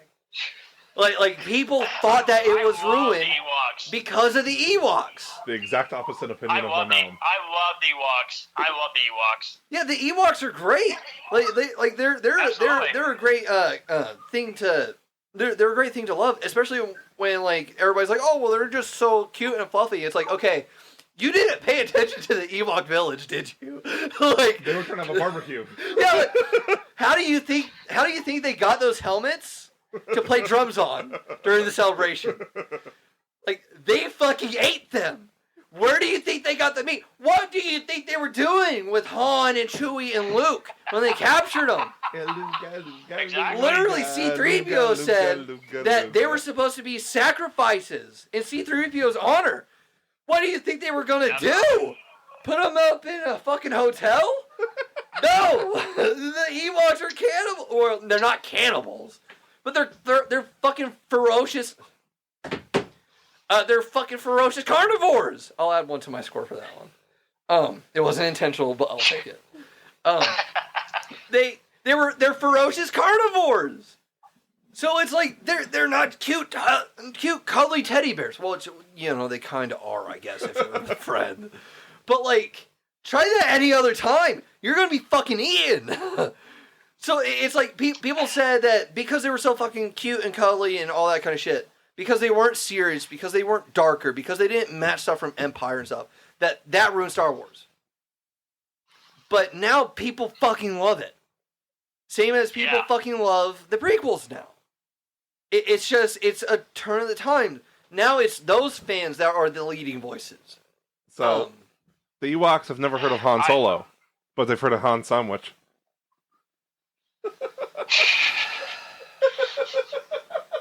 Let me add mine and then yours. Matthew's currently at 51. Paul, you're at 40. Back up to 11 above you. God damn it. But anyway, this is what I was going to say. There's only one bad thing about the Ewoks. Only one bad thing. They turned these adorable characters and they got themselves 2 TV Star Wars movies. Yeah. And it's weird. It's weird. Yeah. I still need to watch the holiday special. No, we're not talking about the holiday special. Oh. The Ewoks themselves got movies. Oh. Yeah. There's the Caravan of Courage, which is the first. Oh yeah, I've heard of that one. And then there's the Battle for Endor. I've seen the first one. Why? That's the only time I've seen it. Oh, no. Technically, I watched it 2 times, but I fell asleep the first time. But I watched that one, and I tried watching Battle of Endor, but I fell asleep during that one too for the same reason. It's just so bad. It's not that it was bad. No, you were just too toasty. Yeah, I was a bit too baked for that one. I'm gonna try to watch again. But in addition to those, they got their own 2-season cartoon series. Yeah, I knew that. Yeah, they did. Yeah, and I think like right after theirs ended, C-3PO and R2-D2 got their own 2-season series. Then Very you put all these on strange. Disney Very Plus. strange. They are. Oh, they are on Disney Yeah, Plus? yeah. They're part of the vintage collection, which it kind of. The Ewok movies are too? Yeah. Okay. Yeah. Is the holiday special? Not the entire holiday special. The Boba Fett cartoon is, Okay. but you can find the holiday special on. You can find it on YouTube. There are a lot of different remasters. There are ones that have ads and don't have ads. There are also 4K remasters on there. That's where you cheat and just go to There's YouTube also- downloader and download it. Yeah. There's also the Lego Star Wars Christmas special, which I heard is really good. Yeah. No. The Lego specials that they've been putting out recently are pretty good. I recommend them. I never watched any of the Lego things, like even the except for like the Lego movie. Like I haven't seen like the Lego Flash or whatever. Well, you probably wouldn't like these recent ones because they're not part. Well, one of those kind of. I don't Excuse like the Lego stuff really. Well, these are good. Try them. I like the Lego movie. I didn't even like Lego Batman movie. I would say. Well, these aren't actually brick animated. Okay. They're CGI animated. Okay. But they have 3 out so far. They have the Christmas special, which I'm pretty sure that's called the Life Day special. Yeah, that makes sense. They have the Terror from Mustafar or Tales of Terror, which is the Halloween special. Yeah. And then they have the Lego Star Wars Summer Vacation special. They're all great. No Luke and Leia Valentine's Day special. Fortunately, not. Sweet home Alderaan. Oh, fun fact: the only time Don't so start, Matthew. Don't start. to my knowledge, the only time that they acknowledge in canon the fact that Luke and Leia kissed after Empire and after finding out that they're siblings is in this book that came out in August, this past August, called The Princess and the Scoundrel, which is about Han and Leia's wedding. And it's actually Lord. a really funny scene. It's literally like 2 paragraphs, and that's it. But it's fucking hilarious because it basically ends up with them just being like, let's never talk about that, like, ever again. Let's totally forget that happened. It's great. Which the bits of Luke that you see in that one, he's the same way that he is in Return of the Jedi, obviously. Okay. Where he's more calmer, Yeah. He's more serene, he's more developed as a person and as an adult and accepting of what the Force is. Like, he is on his way to becoming a Jedi Master, living up to that kind of standard. And he's that way in the book too. So, like, for him to kind of like show like the kind of Luke that we got used to in A New Hope and Empire, he gets back to where he was in New Hope. Okay. During that scene. It's great. I recommend it to anybody that wants to know. You don't, like, I'm sure that you could find it online somewhere. Yeah. I'm sure that you could. I recommend buying it, though, because it's my favorite canon novel that we've gotten. I've read a lot of them. The only reason I suggested the holiday special online is because it's not available to buy anywhere. Yeah, well, you can also buy on Etsy. There's a good reason for that, because George Lucas says destroy it. Yeah, there's a good reason for that. Good. George Lucas sought out. This is going a little long. I'm gonna have to wrap this up. Yeah, we gotta wrap this up. So George Lucas actually collected as many copies as he could and then destroyed them. And he said that he has gone on record saying that he wished that he had enough money to seek out every single copy and destroy it. He has said that. That means the Light Day special is that bad. I need to watch that. Yeah, I've tried. You know what I did when I was trying to watch it. Yeah. It sounds fucking crazy. But I fall asleep every time. It's slow. Oh no. It's just slow. We're not talking about Life Day special. I'm sure we'll have that episode in November. Because when Life Day comes around, I'm going to celebrate it. And I'm sure as hell going to want to talk about it. I think that we should all watch it this year. Did you know the Alderaan Lego set came completely built? I've made this joke about the Razor Crest. Where I'm not letting you get to the punchline. I know exactly what it is. It's the same joke as the Razor Crest joke, but the new set is just a random collection of studs. Yeah, exactly. Yeah. God damn it. Sounds like this podcast. I'll tell you. So the last couple things that I have to say about this recent episode of Mandalorian, to get back on track, Yes. is that I thought that Grogu waving to the Duchess when they were leaving at the end of the episode was really cute. Yeah. Grogu is cute. I think that the background interactions this episode drew my attention a little bit more.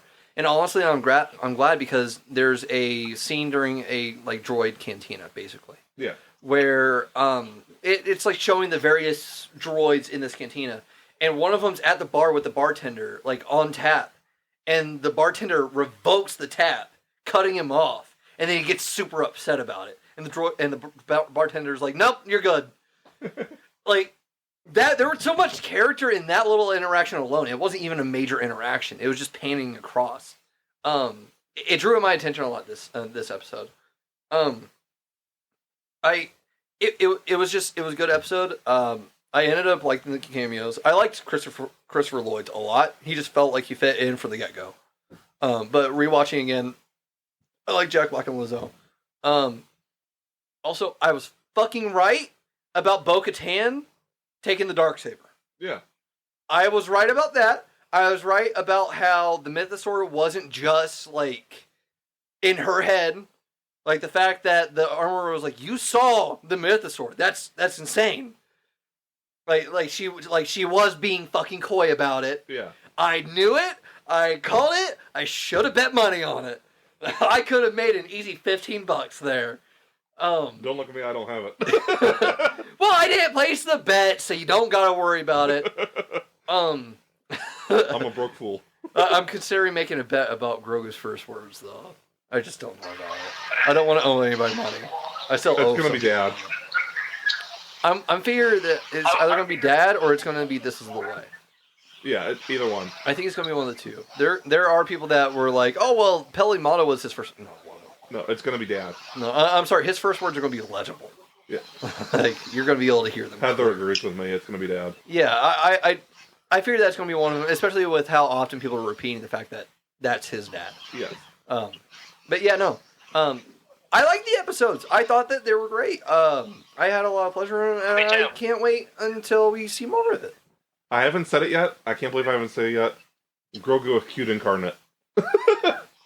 Yeah, it's fucking adorable. I like referring to him as the little green frog, but he's fucking adorable. There's a reason why he's everywhere. Yeah. So, they were great. Yep, he's right there watching us. Somebody turn around, kind of creepy. Creepy bastard. So, do we have time to talk about the Star Wars news announcement that they talked about at Cody Ahsoka? Yeah, where are We got about 25 minutes. Okay. I'll have to rush through a bunch of stuff. If you guys want to make a comment, stop me, and we'll talk about it just a little bit. There was a lot of show news and a little bit of movie news. There's a lot more show news than movie news. But starting I with, watched the trailer. It was awesome. yeah, we'll get to talking about the trailer. The trailer is definitely the one thing at least that we have to talk about. Yeah, definitely, because that's the big thing. Yeah. So starting with Andor. I'm just going to go through the bits of news that we have. Season 2 is currently halfway finished filming. They started in November, I believe. And with the second half of filming wrapping in August and the premiere being aimed for fall 2024. They said late summer, but other reports are saying fall 2024. I would have rather had Andor first and then The Acolyte. Because Andor's already half over. I'd rather not wait that long in between. We're probably getting Andor first. Well, The Acolyte's 2024 too. So I'm figuring The Acolyte's coming in spring probably. Oh, that's true. It might. I won't be upset about it. I won't be upset about it. We'll talk about Acolyte later. Tony Gilroy has confirmed, unfortunately, my fear, which he's already said it before during season 1. He said that season 2 is the definite end of the story of Andor. Yeah. And he says that they know what they need to deliver emotionally in order to finish strong. They know where they're going to. And that's great. I just wish that we would have kept with the original 5-season plan. But I've heard that all the hard work that they were doing on season 1 really broke the team. So I guess it's better that they only do the 2 seasons. I just don't want three episode arcs covering a year. Right. I don't. They could have at least split it into 2 seasons. Do you have the article I sent you in there? No, I didn't. The Acolyte? No. I want to add that in real quick then. Yeah. They one of the showrunners for the Acolyte described it as Frozen meets Kill Bill. Yeah. It sounds good. We'll talk about it, but it sounds great. There was also footage of season 2 from the first half filming that they did. It was shown to attendees. We're never getting that unless somebody posts a leaked version of it. Showing more of the rebellions rising, and it gives a new look at Cassian Andor, showing off a new outfit and haircut. So far, that's all that we know about it. I'm sure that more stuff will come out about it. It all depends on how much there was. I'll do the other ones before Ahsoka, because I feel like Ahsoka is just the bigger topic. Yeah, that's what's coming next. Yeah. Moving on to Skeleton Crew. Dave Filoni has described the show as a story about a group of kids in the Star Wars galaxy who go on an adventure that is more than they can handle. People are also describing it, which they showed footage. People are also describing it as having Amblin vibes, similar to the Goonies. The directors for the first season are John Watts, David Lowery, the Daniels, Jake Schreier, Bryce Dallas Howard, and Lee Isaac Chung. It's currently in post-production. And for the footage that was shown to attendees, it revealed Jude Law as a Jedi, and one of the children in the crew is an Ortolan, which, if you don't recognize that race by name, it's Max Rebo from Return of the Jedi, the little blue elephant Trump guy. Oh, yeah, okay. Yeah, where he's like... That was bad. Oh, okay. Yeah, it's him. Which that was bad. That excites me. That's one of my favorite species in Star Wars. But yeah, I'm more excited about it. I kind of figured that Jude Law was going to be a fucking Jedi Master. Of course. Yeah, I mean, we've got to have one in every episode, or in every show. I'm more excited about it now. It sounds better. I can't wait for us to get our actual first trailer for it. Moving on to The Acolyte, which I'm actually really excited about The Acolyte now. It's set at the end of the High Republic era and leading into the prequel era, which the prequel era is now known, and we've known this since the debut of the High Republic books. It's now known as the Fall of the Jedi. Okay. Yeah, I've seen the timeline thing. I couldn't read it that well. Yeah, I want to kind of talk about that later because I want to know your guys' thoughts about it. Okay. But it's set at the beginning of the Fall of the Jedi. So like 50 years out from Phantom Menace is what I think they said recently. Okay. It said Leslie Helen has said, which Leslie Helen is like the showrunner for it. Mm-hmm. She has said that it's going to tell its story from the perspective of the villains, which figures. Yes. The Sith Acolyte is a known term for Star Wars. I just hope what they said before is still true. That's going to be kind of like a horror thriller type thing. It could be. That's definitely the descriptions that I was hearing. Yeah, I would love a horror Star Wars thing. But it's, I'm very excited for it. I like the High Republic. Like you mentioned earlier. The High Republic. Shut up. We'd been expecting that one. You both get one for that one. You both get one. As you said, it's been described as Frozen meets Kill Bill by Leslie Headland.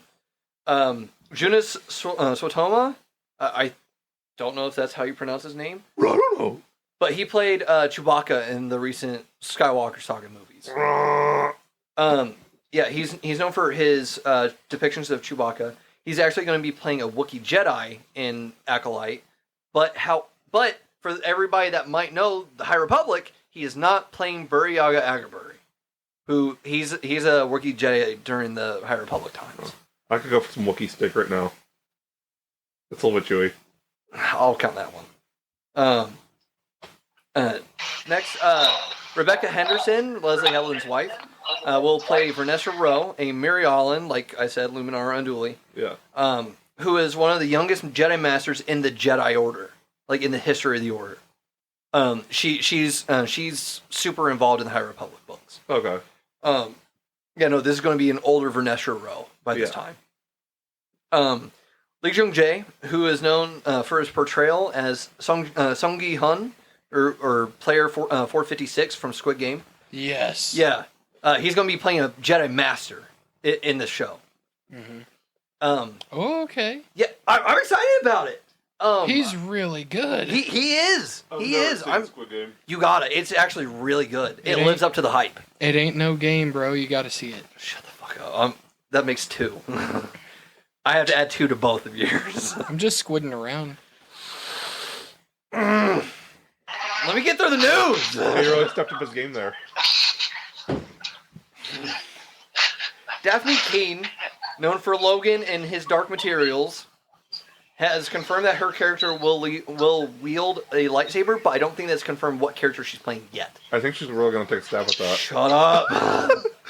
I'm keeping track of these points in my mind right now. You're making now you light of prefer the my news. puns. Huh?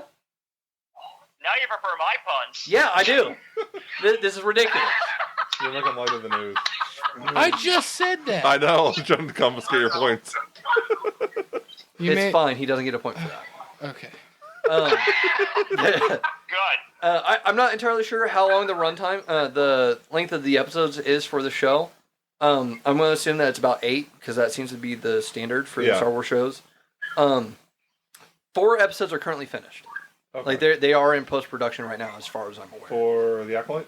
Yeah. Okay. And then first footage of the series was shown to attendees of Star Wars Celebration Europe. Let's hope that leaks. Where it showed off many Jedi wielding a variety of color lightsabers, which, again, if you know the High Republic, that's to be expected.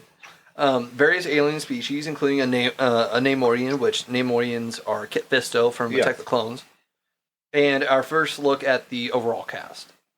I've only heard good things about it so far. And I'm just very excited about it. Moving on to the last show that we've gotten news for so far. Is Ahsoka. First of all, we have a August premiere date. We don't know the date exactly yet, but it will probably end up being towards the end of August.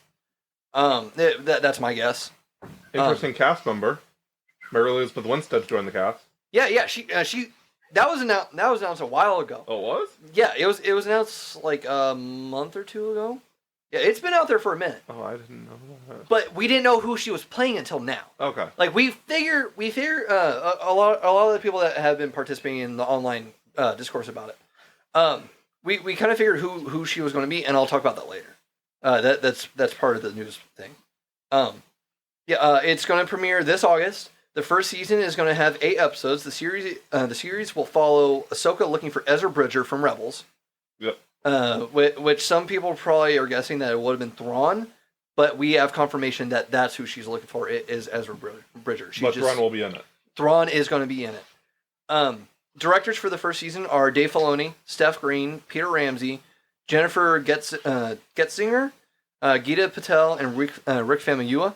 Who Rick Famuyiwa is actually he's directed episodes of Mandalorian before, and he's actually directing these final 2 episodes. And I think he was one of the directors on board for The Flash at one point. I think so. I think you're right about that. I'm pretty sure. Yeah, he's kick ass. Yeah, he's really legit. Good. Kevin Kiner, who is known for his composition work on the Clone Wars, Rebels, and Bad Batch, he will also be composing the score for the Ahsoka show. I believe he also did Batman Beyond back in the day. Did he? I'm pretty sure he did. Yes. I'd have to look that up. I didn't know that. Yeah, I'm pretty sure he did. Okay.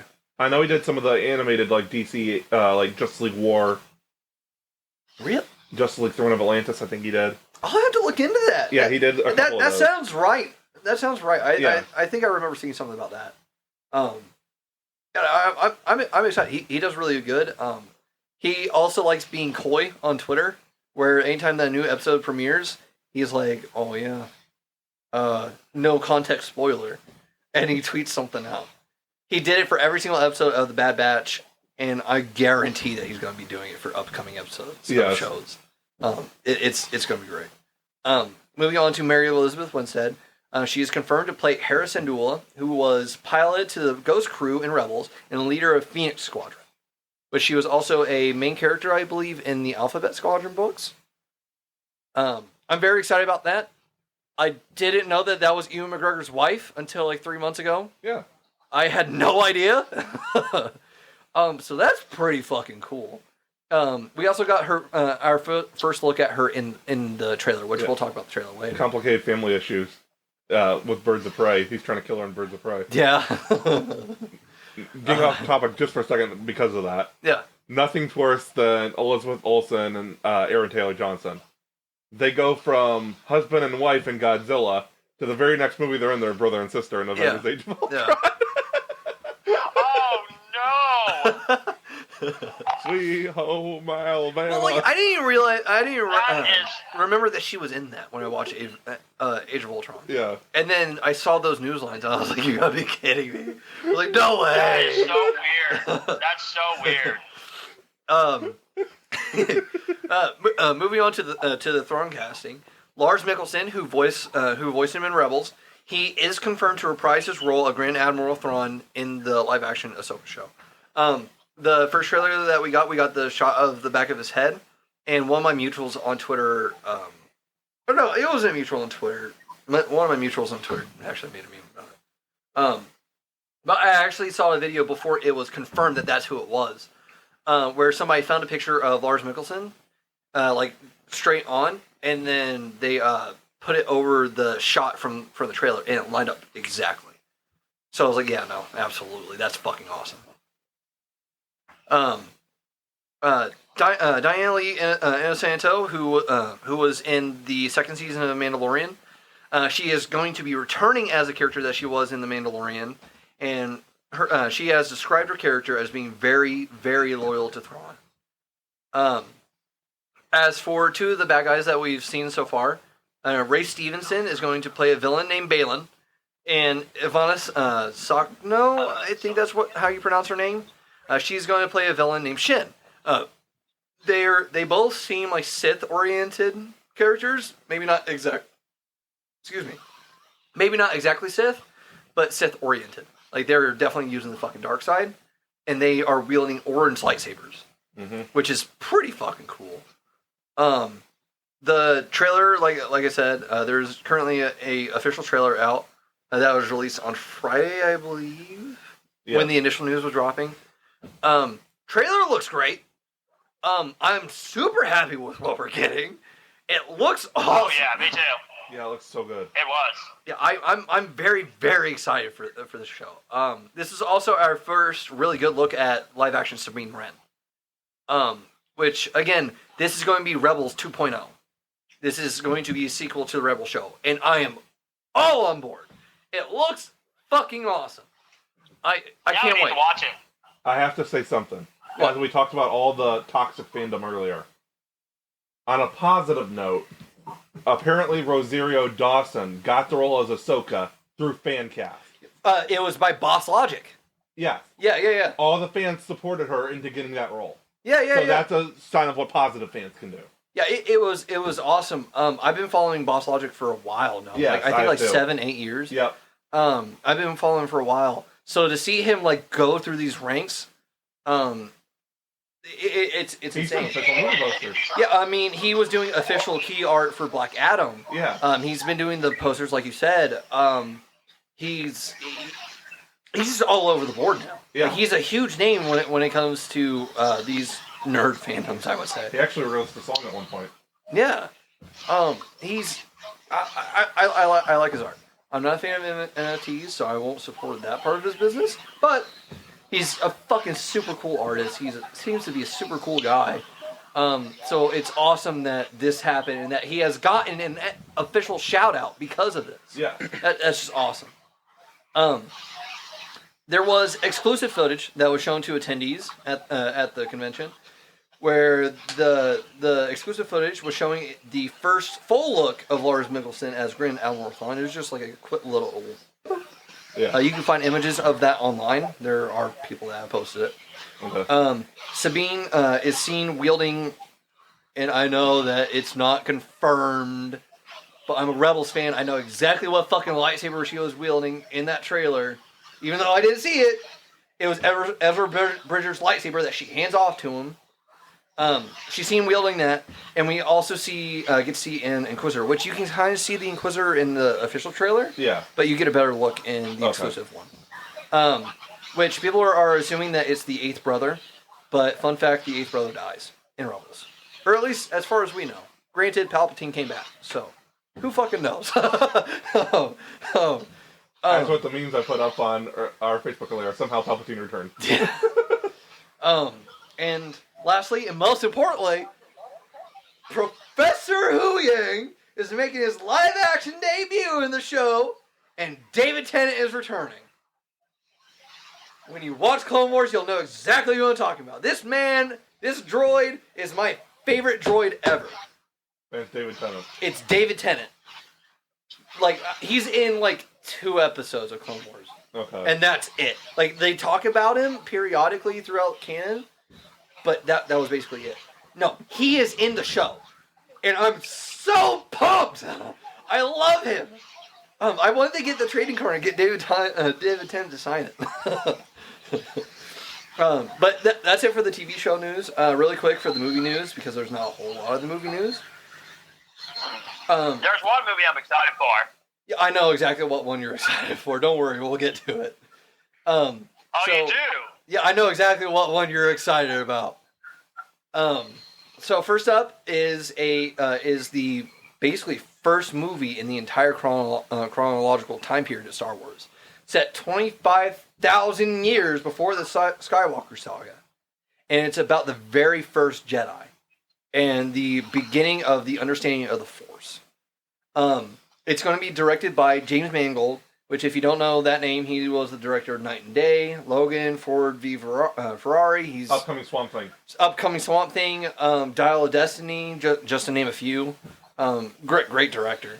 I'm hoping with the announcement of this movie, we get some Old Republic stuff soon.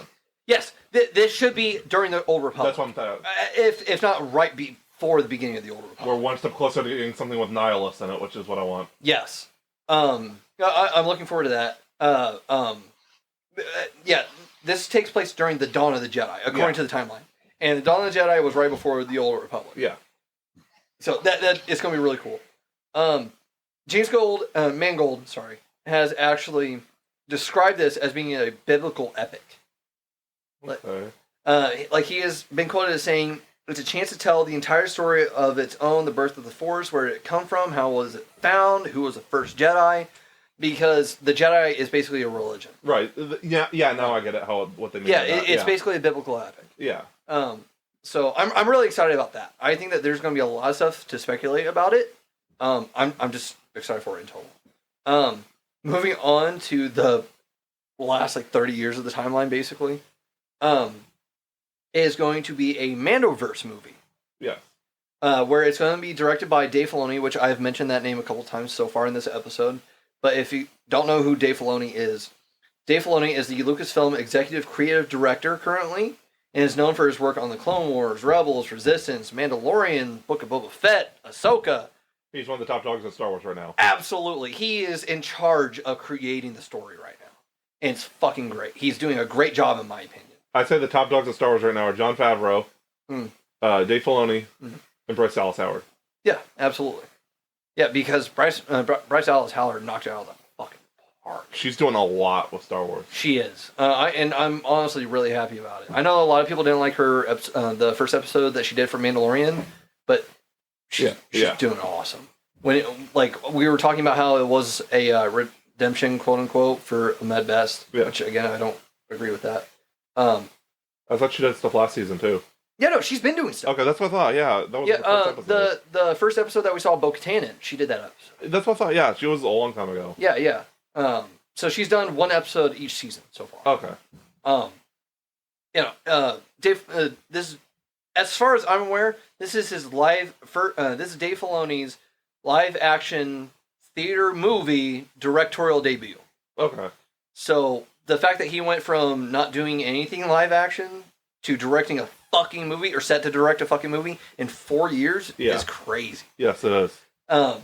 This movie is actually going to be set between episodes 6 and 7, as expected, and will be a culminating event for the plot threads in The Mandalorian and other connected shows. So I'm guessing by the time this movie comes out, The Mandalorian will be over. Yes, this is going to be the end of that. I'm guessing 25, 26 it's going to come out. No, I'll get to that in a second. The movie will apparently draw upon Legends / the expanded universe, and is going to tell the story of an epic battle. Which, when watching the trailer, if you know anything about Legends, Ahsoka mentions the heir to the Empire, and the fact that they're talking about drawing upon legends for this movie, for this event, is Mara Jade. could be. It could be. I'm worried about the other piece of news. What? The Daisy. Shut up. We're going to No. get to that. We're No, going I to have get a to valid that. reason, so I'll Hold when on, you get hold to it, on. yeah. I got the last piece. As for the You release know for I'm this gonna. movie, You know I'm gonna defend that. No, it's a valid we know. This movie is currently set to be released 6 or 7 years from now. Okay. Yeah. So yeah, we'll probably get like 8 seasons of Mando. Yeah, we're going to get a good amount of content. Good. That was all the news for that movie so far. There's still another day left tomorrow, but I doubt we're going to get anything. Yeah, there's gonna be nothing tomorrow. It's all gonna be like workshops and stuff like that. Yeah. Moving on to the final movie, which a lot of people are very unhappy about this announcement. I am a sequel fan. I will defend this movie. I'm super excited Me for this too. movie. I woke up to this news on Friday. That's not why I'm mad about it. This movie is going to be directed by Charmin Obaid-Chinoy, who is known for her directorial work on Ms. Marvel. And the movie is about the rise of a Jedi Order set 15 years after Rise of Skywalker, where Rey will be the Jedi Master leading the new Jedi Order. And I'm very excited. That actually sounds pretty cool. I'm not gonna lie. It's going to be really good. I'm pumped. Okay, my thing is this. It's not I know they keep the Legends content separate in the EU, but I've only read one of them. But the new Jedi Order is a legendary series of books, Yes. and I'm worried that they're just gonna take the name and knock it off and do their own thing. Even if they introduce some elements into the story, I would be okay with that. But you can't just, because a lot of people are saying it's called the new Jedi Order. You don't just take the name of a legendary thing and then just do your own thing. Well, I mean, what the hell else are they supposed to call it? Jedi Order 2.0? I don't know, just Jedi Order 2, Electric Boogaloo. Like, what are they supposed to call it? I'm They saying called just it the New Republic I'm saying after... just keep some elements of it. Well, yeah, and they're probably gonna do that. Yeah, that's Like, the I only thing mean, I'm worried about. they've been pretty consistent about adding in Legend stuff where it matters. Yeah. And, like, where it makes sense. Like adding Thrawn back in. Like adding Thrawn back in, exactly. He was originally a book character, I think. Yeah, he was originally written by Timothy Zahn, and he was for the Heir to the Empire books. I think I've read one of them. I haven't read a whole lot of Legends, so... I used to go to the library a lot, and I read a bunch. According to what I know, the Thrawn trilogy had a lot of really good moments, but also a lot of really bad moments. Like, the Thrawn trilogy is where we got a clone version of Luke, where the only difference between their names was an extra U. I think I remember that. Yeah. Yeah, like, so we might get Luke in this movie, but who knows? I don't know. I was like 8 when I read these books, or 9, so everything was the greatest thing to me back then. You know what? Now that I'm thinking about it, it would be kind of cool to see a clone version of Luke be the villain of that movie. Call him Duke. No, just keep Luke. Hey, Matthew.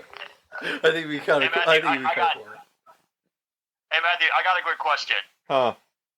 Are you more upset that I'm excited for this movie more than Ahsoka? No? You ruined Okay, his entire day. because you know I'm a huge fan of Daisy Ridley. You know that. And the fact that I heard she was getting her own movie, this is my most anticipated Star Wars over Ahsoka. I'm sorry, Star Wars fans, but I'm more excited for the movie than Ahsoka. I'm sorry. No, that's fine. Like we said, people are allowed to disagree. Yeah, absolutely. I mean, that's the beauty of Yeah, having exactly. different opinions. Okay, Matthew, do you have more? because I was trying to make you upset, Matthew. I was trying to do that. I know you were trying. It didn't work. No, I think that's all we have for this week. Well, did you have any more comments about No, that? Or I don't have anything, no. okay, I think my last comment about that movie is that I just hope that we're going to get Jedi Finn. Because Finn is Force sensitive, and honestly, I think John Boyega has said that he's open to returning. I thought he said he wasn't. I thought that he said that he was. Maybe it was Oscar Isaac that said he wouldn't. We've come seen both comments. back. Yeah. No, No, Oscar Isaac has absolutely said that he's up for returning, but I think he's only up for returning if Finn comes back. Okay. The bromance. Yeah. Yeah, I think John Boyega said that he's up to returning, but he's also said that he's not up for returning. It all depends on when you look at it, because I think that immediately, like after his embargo on Tross was over, he was like, "Yeah, no, I'm never doing this ever again. It was a god awful experience, and I hate it." But then he got to talking with Kathleen Kennedy about it, and I think that helped change his tune. Because I'm pretty sure that I saw something within the past year where he said that he was open to returning. Yeah. But I cannot remember. Do your own research. Don't take my word as it. But yeah, I want Jedi Finn. One way or another, whether it's in that movie or if it's at the end of the current comic event, which I still haven't read the latest issue of it. But there are two hooded figures that are listening to like a holocron in the comics right now. And they're talking about the events that passed during the events, and I think that's going to be Rey and Jedi Finn. But who knows? Yeah, that's kind of my comment about it. It's awesome. I can't wait for 2 years from now for the next celebration. You have any comments, Paul? Yeah. I don't know enough about it to comment. Okay. I think that's all we have for this week. Yeah. I have some exclusive news. Okay. Go for it. So, to close out my bit of the news for today, which I thought I did earlier, the First Harvest officially has one scene left to film. Only one. And I cannot believe that we're at that point. On Mom's birthday. I don't know when her birthday is. It's my second. Oh. I told you that the other day. The more you know. Or the more I know Very again, cool. because apparently I was already told this and I cannot remember. But yeah, April 22nd, we film literally one scene. We're also doing a reshoot that day. But yeah, that's it. That'll be it for the First Harvest. And then, we're still looking at October of this year for the first public screening, which is very exciting. That will more than likely be in Bloomington. Yeah. It could be in Shelbyville. It's going to be in one of the two places. But we're super excited. I'm super proud of the work that's been put into it. This cast is absolutely phenomenal. And I have no doubt that a good number of them is going to go places. Okay. And I'm just honored to be able to work with them. Right on. So, I guess this is the end of the episode? yeah. Yeah? Next week we will have our... Hey guys. Next week... Hey guys. I'm sorry. Go ahead. Go ahead. Okay, yeah, I was going to say, thank you guys for letting me be part of this podcast, even though I am not exactly home in Indiana at all at this point. But thank you for letting me be part of this podcast for this one, and I'm looking forward to seeing you guys in person next week, and because I do miss you all, and I'm excited to come back home very soon. Yep, we'll see you next week. Well, thank you for listening to the episode. Yep. Please remember to rate us. Please like us on Facebook, follow us on Twitter, follow us on Instagram. The more that you do that, the more that you share it, the more that you rate it, the more it helps us reach more audience and to help us grow a bigger collection of fans. Do we have anyone to shout out from the photo contest? No, nobody got the answer. No one got it? Man, it was easy too. We had 2 people guess Footloose, but that's not the correct answer. How? How? I guess we'll extend it to next week, and if nobody gets it next week, I'll just say the answer. To be fair, I didn't get it either. And I was told the answer, apparently. I think someone was a little bit too toasty yesterday. Shut up. We'd never see that I coming. cannot wait to give you my points. review. I'll add those points. I can't wait to give you my review for Super Mario Brothers movie next week. You'll definitely see me review that movie. It'll have to be a quick one, because it won't be the main subject one anymore. Yeah. Because it's been out for 2 weeks now.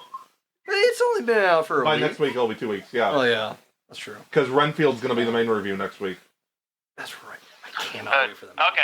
Okay. Um, I'll give you my short review in person, and you'll give your long review for Redfield. So that's going to be our topics for next week. Yep. Okay, well, thank you guys for listening. Please join us next week when we do all that kind of cool. We greatly appreciate you, and hashtag make Solo 2 happen. Yes. And after next week, we will finally get to our other subjects that are not new movies. Yeah! See you guys later, everyone. See you later.